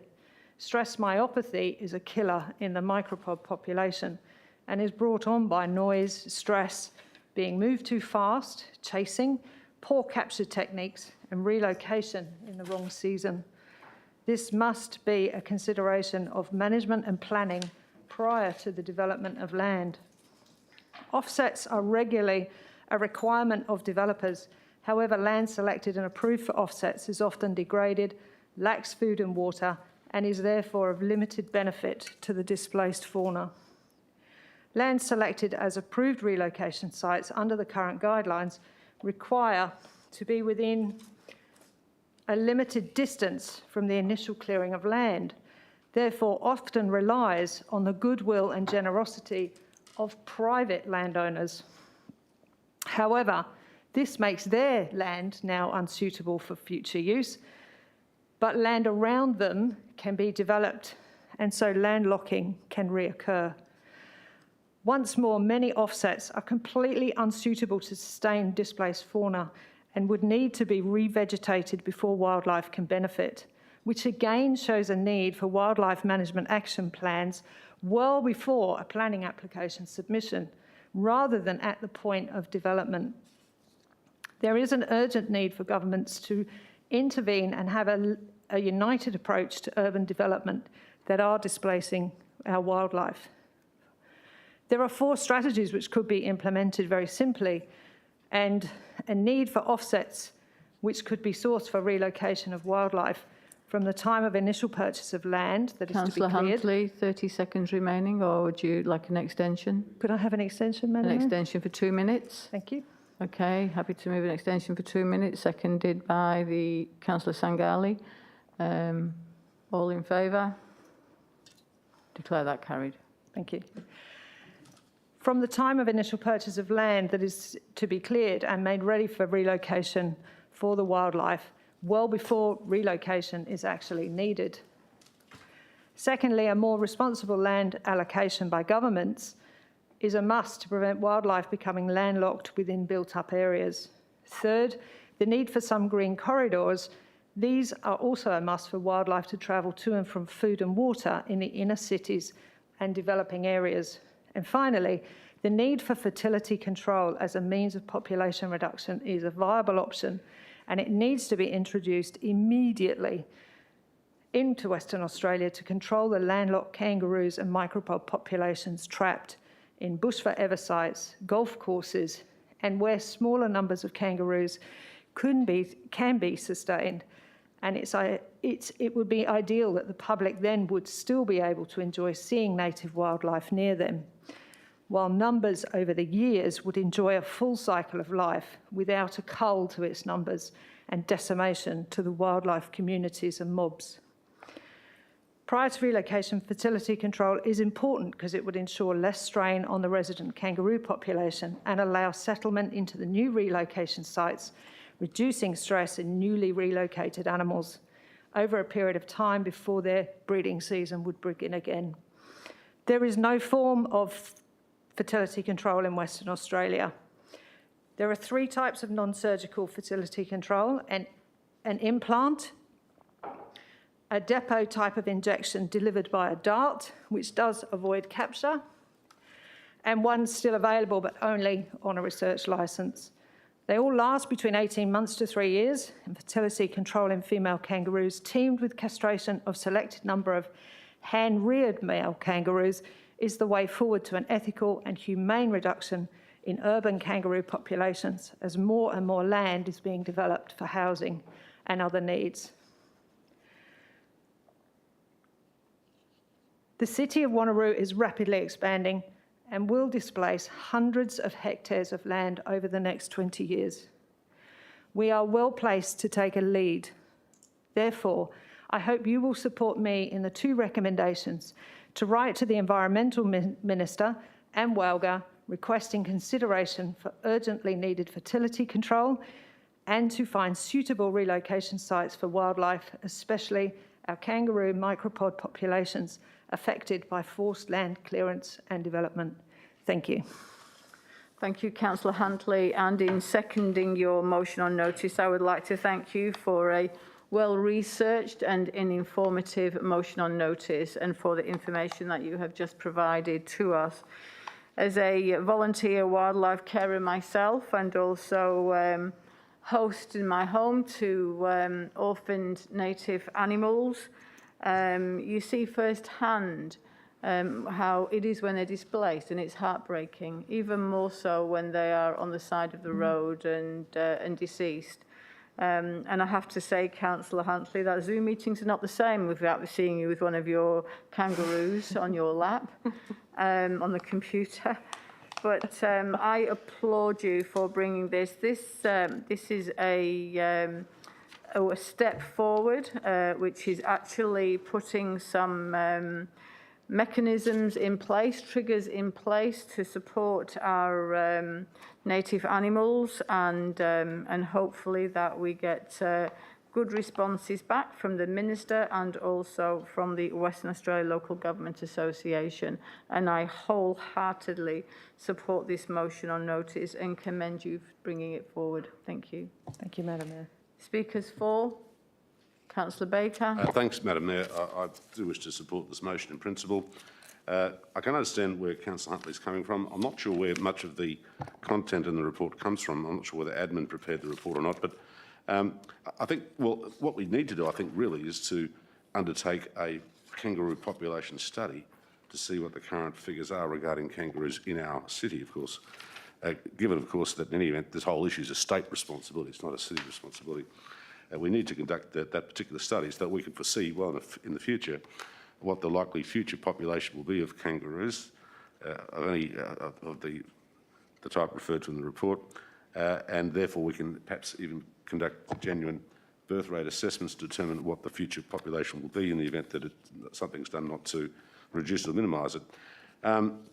One thing I really just, I don't understand why it would be the case, but I think that the comment was made earlier that using male castration would be a fertility control method, but only for hand-reared or reared kangaroos. I'm not sure why they would be singled out, but the thing is, it does. I know it's an awkward thing to talk about, but particularly in terms of fertility control. But the other thing too is using darts that have to be basically darts on kangaroos that will have to be redarted, so to speak, every 18 months. That could be a very expensive process. I understand what the intention is, but and I commend you for bringing this matter to the council, but this is a state responsibility. I'm surprised that they've done nothing at all so far, ostensibly at least, in respect of fertility control of kangaroos in the Perth metropolitan region area, and that this letter may be the trigger to focus the minister's mind. I'm not saying that the state government is not doing something, but obviously if they are, we're not aware of it or it can't be accessed in the public domain. So yes, thank you for the motion. I support it. Thank you. Thank you. Speakers against? Speakers for? Councillor Wright. Thank you, Mayor. I thank Councillor Huntley for her concerns and passion for our wonderful kangaroos and the well-researched motion on notice. I'm in support of this motion as one of the key points brought up in Councillor Huntley's speech was the chicken farm and the land north of the Civic building. Often residents refer it to as Lot 9000. I have great concerns about the macropods starting to develop due to the urbanisation of Sanagra and the north of the Wanneroo town centre, and have had numerous residents contact me about the future of this land. And I'm saddened that the natural bushland will not be retained with only a few public open spaces being left. But I understand the need to get the balance right to help relocate our beautiful wildlife. So a great step forward would be to support this motion. I even think it should go further and request the state government to conduct a report of numbers of kangaroos within the state, but also within the City of Wanneroo, so it gives us a better idea to understand what we're dealing with. Thank you. Thank you. Speakers against? Speakers for? Councillor Parker. Thank you, Madam Mayor. Thank you, Councillor Hinckley, for this motion on notice, which I absolutely support. The entire Perth metropolitan region's growing population and its devastating effects on all wildlife must continue to be studied and improved on.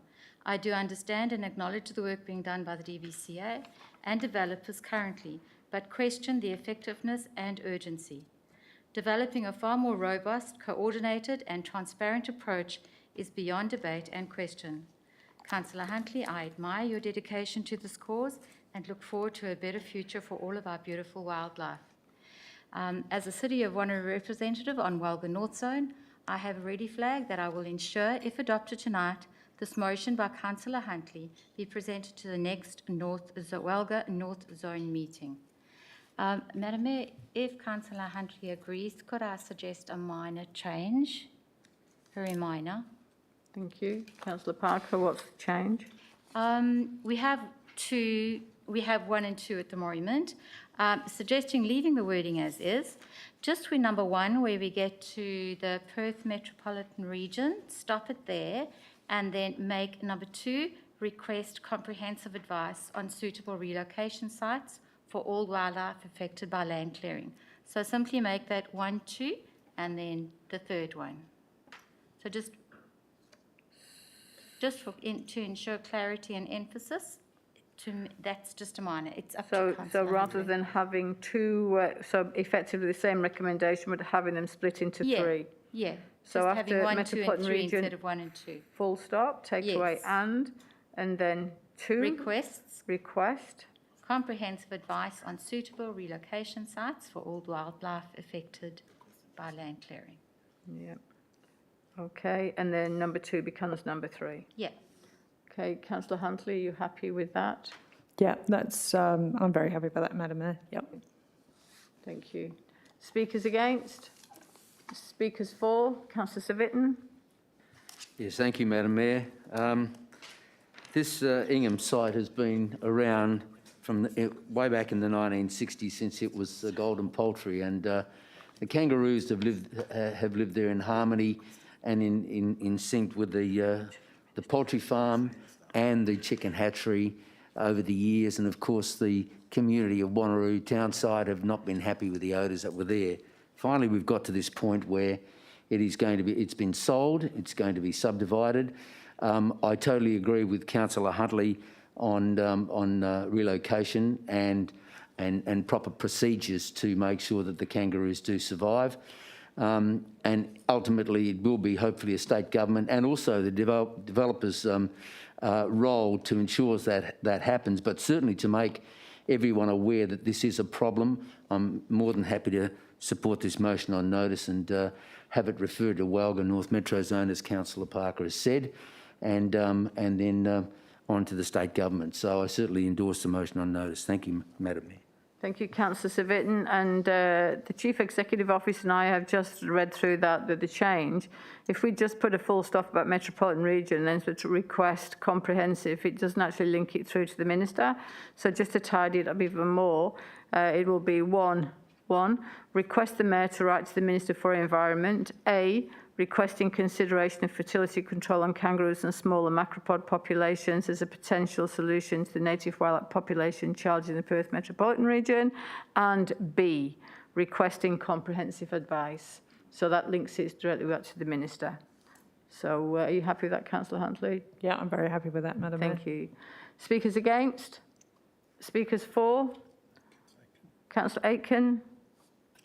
Thank you. I'm happy to support this as a letter to the Minister for Environment, but if there should be any further funds required to deal with the kangaroos or further forward with this, I would like any that brought back to Council, because we need to be mindful that this would be unbudgeted expenditure, and I'd like to plan that budgeting a lot better. The letter I'm happy with, but any cost to council, any cost to the City of Wanneroo needs to come back to council to be evaluated at that time. Thank you. Thank you, Councillor Aiken. I think Mr Sear, that would happen as a matter of process. Yeah, I think, through you, Madam Mayor, I think, yeah, Councillor Aiken is alluding to any actions that might arise as a result of kangaroo management would be subject to a budget consideration. Thank you. Yes, thank you. Speakers against? Speakers for? No need for right of reply, Councillor Huntley. I would like to make a right of reply in conjunction with Councillor Baker's question about, Okay, yes. about male Huntley, your right of kangaroos. reply. The reason why we would use the hand-reared kangaroos is that they will need to be handled, and post-surgery they'll actually need to be cared for. So to do that with a wild kangaroo, unfortunately, would cause stress, and chances are that kangaroo would pass away. So you cannot do it to wild kangaroos. That would be just unbearable for them. But certainly for hand-reared kangaroos, yep, no worries. Thank you for that clarification, Councillor Huntley. Councillors, if I could please ask you to cast your vote.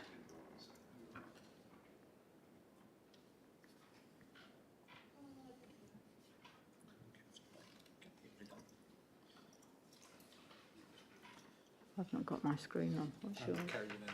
Yep, carried unanimously. Thank you. Moving on to MN03, Councillor Wright. And you have a seconder? Yes, Councillor Miles. Thank you. Councillor Wright. Thank you, Mayor. For my first motion on notice tonight, I'm focusing my attention on the Wanneroo BMX Club. This fantastic club is the largest in Western Australia, producing quality bike riders from all walks of life and representing both Wanneroo and the state at competitions. Unfortunately, tonight my motion on notice isn't about the future of the club as much as I would like it to be, but keep your eyes peeled as there may be one in the future. This provides a good segue into the crux of this motion. The reason for amending the terms of reference and name group is to allow the club elected members and administration to have a broader conversation around the club's future as to whether they should stay or leave their home in Pearsall, and allows for the potential upgrades in the short term to make sure that facilities are fit for purpose and meeting basic health and safety standards. Due to the change in council members and club representatives, the mood of the group has changed and all parties wish to have a broader discussion around the club's future. A number of amendments involve changing the name of the group, removing Raceway, as this was considered as a pass option some time ago, removing the word relocation to provide openness to have a broader discussion. The new name shows that both city and club can work together on similarities without any limitations. On page 436, the purpose has been expanded to include current and potential site works to provide a short to medium-term vision for the club, which simply cannot survive in its current state with holes in the roof, toilets that are unusable and a deteriorating registration building. I wish to thank the Wanneroo BMX Club for their patience and fierce advocacy, and hopefully with this motion on notice pass, it will allow for the working group to have a serious discussion on the broader options for the club, not just relocation. Councillors, I ask for your support as this club has the potential to be big and is crying out for your support. Thank you. Thank you, Councillor Wright. Councillor Miles. Yeah, thank you, Mayor. Councillor Wright has articulated very well the mood of the last meeting, which, Mayor, you was at and contributed to some of this discussion that brought about the changes needed for this working group, well, now to be called a working group. The main one for me is under the aims and functions to add 1.3 to progress and allow for the potential upgrades to the current facilities or to the facilities of the track in the short, medium until 1.2 is met. So we're still going to be working towards finding a suitable, proper location for them. Some of the locations that have been brought forward over the last 22 years are either too small or too remote. And with the future East Wanneroo starting to come along quite fast, I think administration will probably be able to find a spot within the next 5 to 10 years quite easily. We will be obviously looking at giving the club a slightly longer lease to accommodate this use, and then obviously deal with the relocation at that point. So please, councillors, if you could support the terms of reference change going forward, so we can actually make some meaningful changes to the current location. Thank you, Councillor Miles. Speakers against?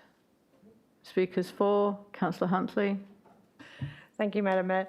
I'm just wondering, I'm looking at the role and purpose, and after seeing what's just happened with the fact that there was no allocation of grant funding for the lights for this BMX track, I do wonder whether there would have been an undertone discussion about the fact of if lights were provided or a grant was provided, how long would the BMX continue for?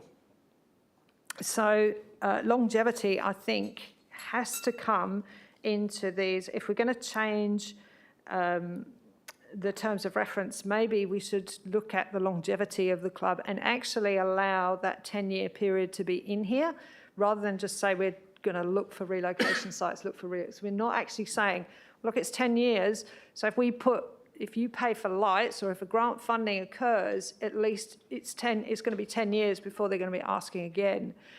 I think it's really important. This club is quite degraded and needs a lot of work if it's going to stay where it is for the next 10 years. And I think we're biasing the privilege of grant funding if we don't add longevity into this. So I'm not sure what you all think about that, but I do think we should perhaps change the words when we look at the role and purpose to progress with the current and potential future site works in the short to medium term, and with regard to relocate and growing the BMX club within the next 10 years. So, rather than not have a 10-year period put in there, I think we need to show how long this longevity is. So that's my... Thank you, Councillor Huntley. Mr CEO. Thank you, Madam Mayor. My understanding from discussions I had with Councillor Wright is I think the intention of the short to medium is that 0 to 10 years, and the long term is beyond 10, which I guess aligns to our long-term financial plan of 20 years. So Councillor Wright may wish to clarify, but my understanding is it is aligned with Councillor Huntley's view that short to medium is sort of the 10-year time frame. Yes, that's correct. It was more just not locking in a period that may not work with what the committee and working group is trying to establish, and actually gives the freedom for both club, council and administration to work with different timeframes as new issues come up, and as well, it's only been our first committee meeting, so it actually allows us to have a broader discussion for our next meeting to be able to work out specific timeframes and actually allow us to have that broader discussion. Thank you. Thank you, Councillor Wright. Speakers against? Speakers for? Councillor Civic. Yes, thank you, Madam Mayor. Look, I certainly endorse this motion on notice. I've apologise for not being at this meeting as a member of a group, but I had a Wagga State Council meeting on that evening and am disappointed that I missed the meeting. But look, the terms of reference, I'm happy to endorse at this point in time. I'm a great believer of the BMX club, and I'm really happy that Jordan's brought this, Councillor Wright has brought this motion on notice forward. The longevity of the club is important in my way of thinking, and I'm sure in Council's way of thinking. They do need major surgery done to that site. But the point I want to make is that we've been looking at the relocation of the BMX club for many, many years. It still hasn't happened for one reason or another. But I think to keep them there at this point in time is important, to make sure that they have the facilities, the car park and the upgraded water and toilets, etc., is important in the short term. This particular site is a very, very important site to the City of Wanneroo as well. But as a firm believer of keeping the club there, they serve a great purpose for the young community in BMX. And I certainly am happy to endorse the motion on notice, and hope we can get to relocating them at some time in the future. If it's after 10 years, so be it. But we've got to keep working on that so they can have actually new facilities and probably Olympic-type facilities as well. So, yes, I support the motion on notice. Thank you, Madam Mayor. Thank you, Councillor Civic. Speakers against? Speakers for? Councillors, I'm going to also be on the... Sorry? Oh, sorry, Councillor... I'll defer to Councillor Rowe first. Thank you. Councillor Rowe? Sorry, Madam Mayor. Over on the far side now. I'll be brief on this one. I just wanted to first and foremost commend Councillor Wright for putting forward this motion on notice. I attended that first working group meeting as an observer, so it wasn't in a voting capacity, but it did give me the opportunity to see the level of detail and diligence that is being brought to the table by the committee members, particularly from the BMX. I do recognise administration's comment and the wariness on page 439, particularly to the reference about raising expectations.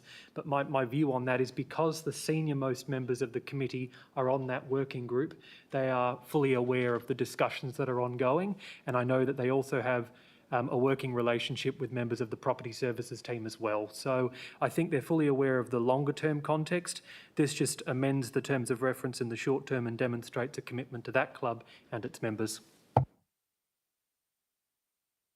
Thank you, Councillor Rowe. Speakers against? Speakers for? I fully support Councillor Wright in this motion on notice. It's been quite a journey for the Wanneroo BMX Raceway and their ongoing committee, and I applaud their patience. And we really need to get support for them continuing on. And this is a good way forward, Councillor Wright. You've done your research. We were all around the table with club members, and their frustration is really showing through, especially when we know that they are a large growing group and one of the go-to places for many others in the metropolitan area, well outside the City of Wanneroo borders.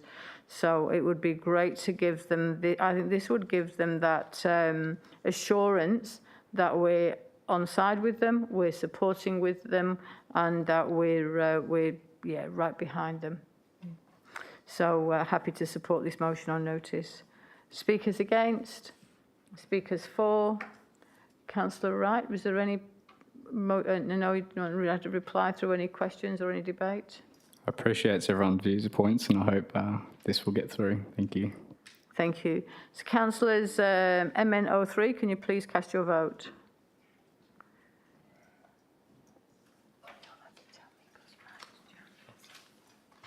Declare that carried unanimously. Thank you.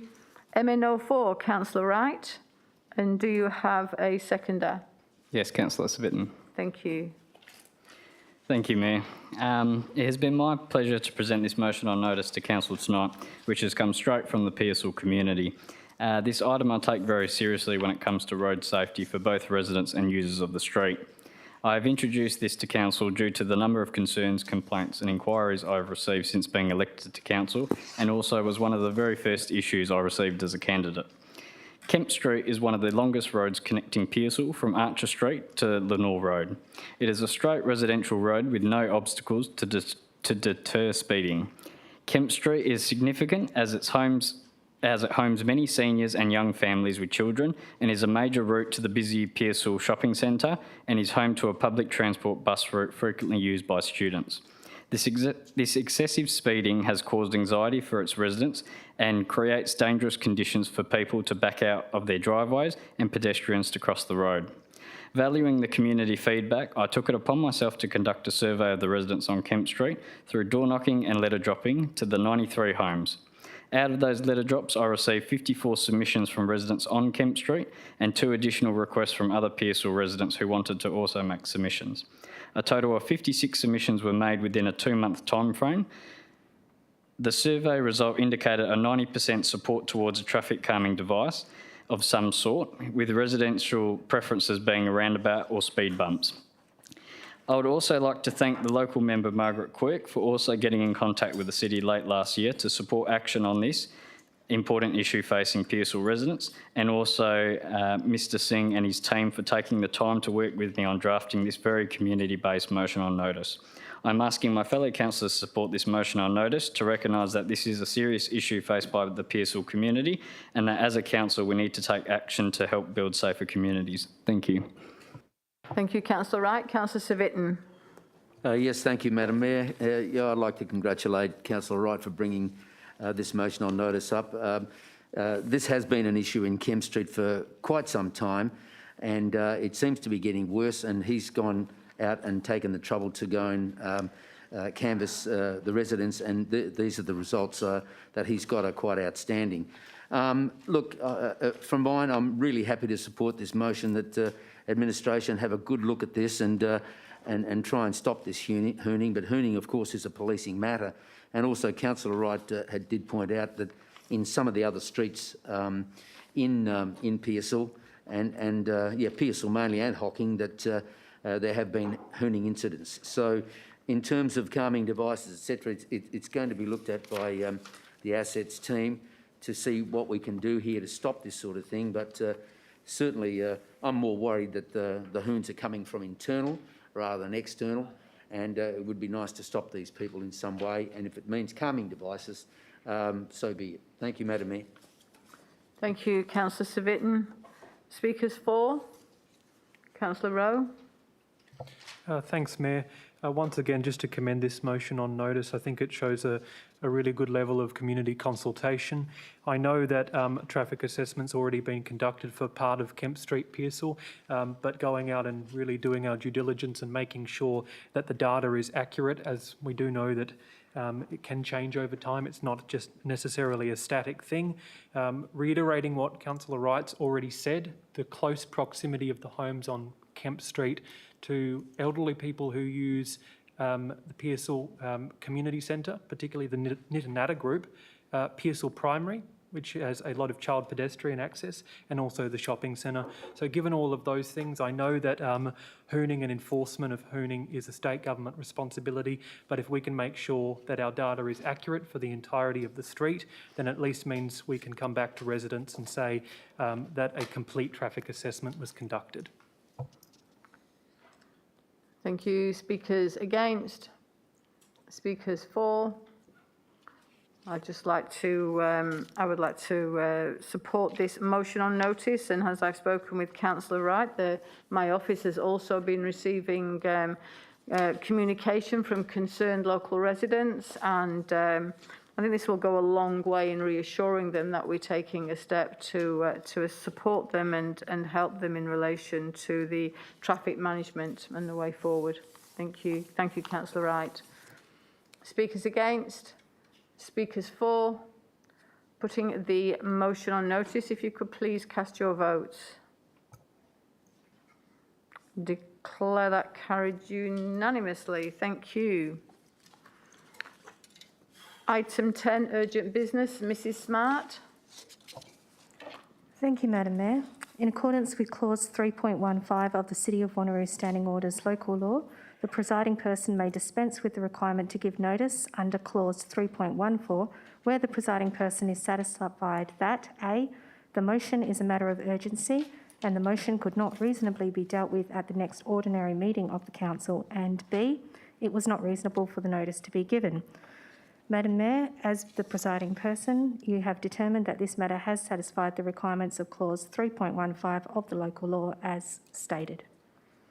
Thank you, Mrs. Smart. And furthermore, as the recommendation's purpose is to seek Council's approval to list this report at our next Council meeting in April, I will treat this motion as a procedural motion.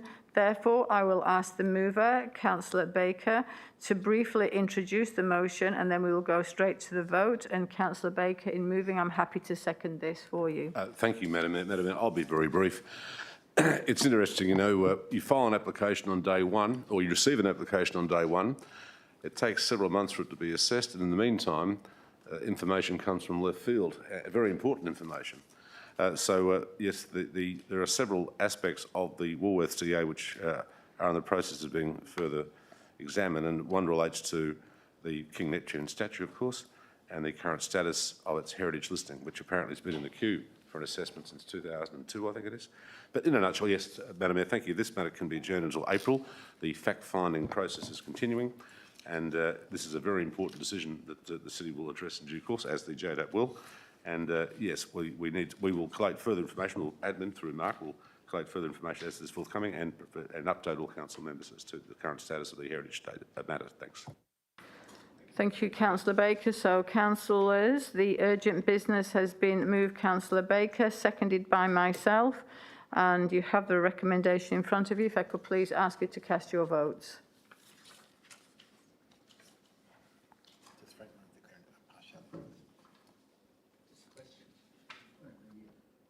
I think we need two haven't voted yet. Okay. So I declare that carried. So Councillor Civic, you wish to declare an interest? Yes, thank you, Madam Mayor. Look, I should have done it prior to Councillor Baker speaking, but I'd like to make a declaration of impartiality on the statement. And really, I'll read it out. With regard to item UB01-03/22, I disclose that I am a Joint Development Assessment Panel member, and as a consequence, there may be a perception that my impartiality on the matter may be affected. I declare that I will consider this matter on its merits and vote accordingly. Madam Mayor, thank you. Thank you. And the Chief Executive Officer has just advised me that the other person on JDAP is Councillor Nguyen. So, Councillor Nguyen, you wish to declare an interest? Yes, Mayor. Just for the same reasons, Councillor Civic has advised that as a member of JDAP, I wish to declare that there may be a perception that my impartiality on the matter may be affected. I declare that I will consider this matter on its merits and will vote accordingly. Thank you. So you abstained on the last. So what we'll do, Councillor Nguyen, you just said you'll vote accordingly. So I'm going to actually ask if you could clear the vote and we'll vote again. Thank you. Okay. So councillors, if you could please cast your vote. Madam Mayor, is it possible to abstain if you've made that declaration, or I must vote? Mr. CEO. Okay.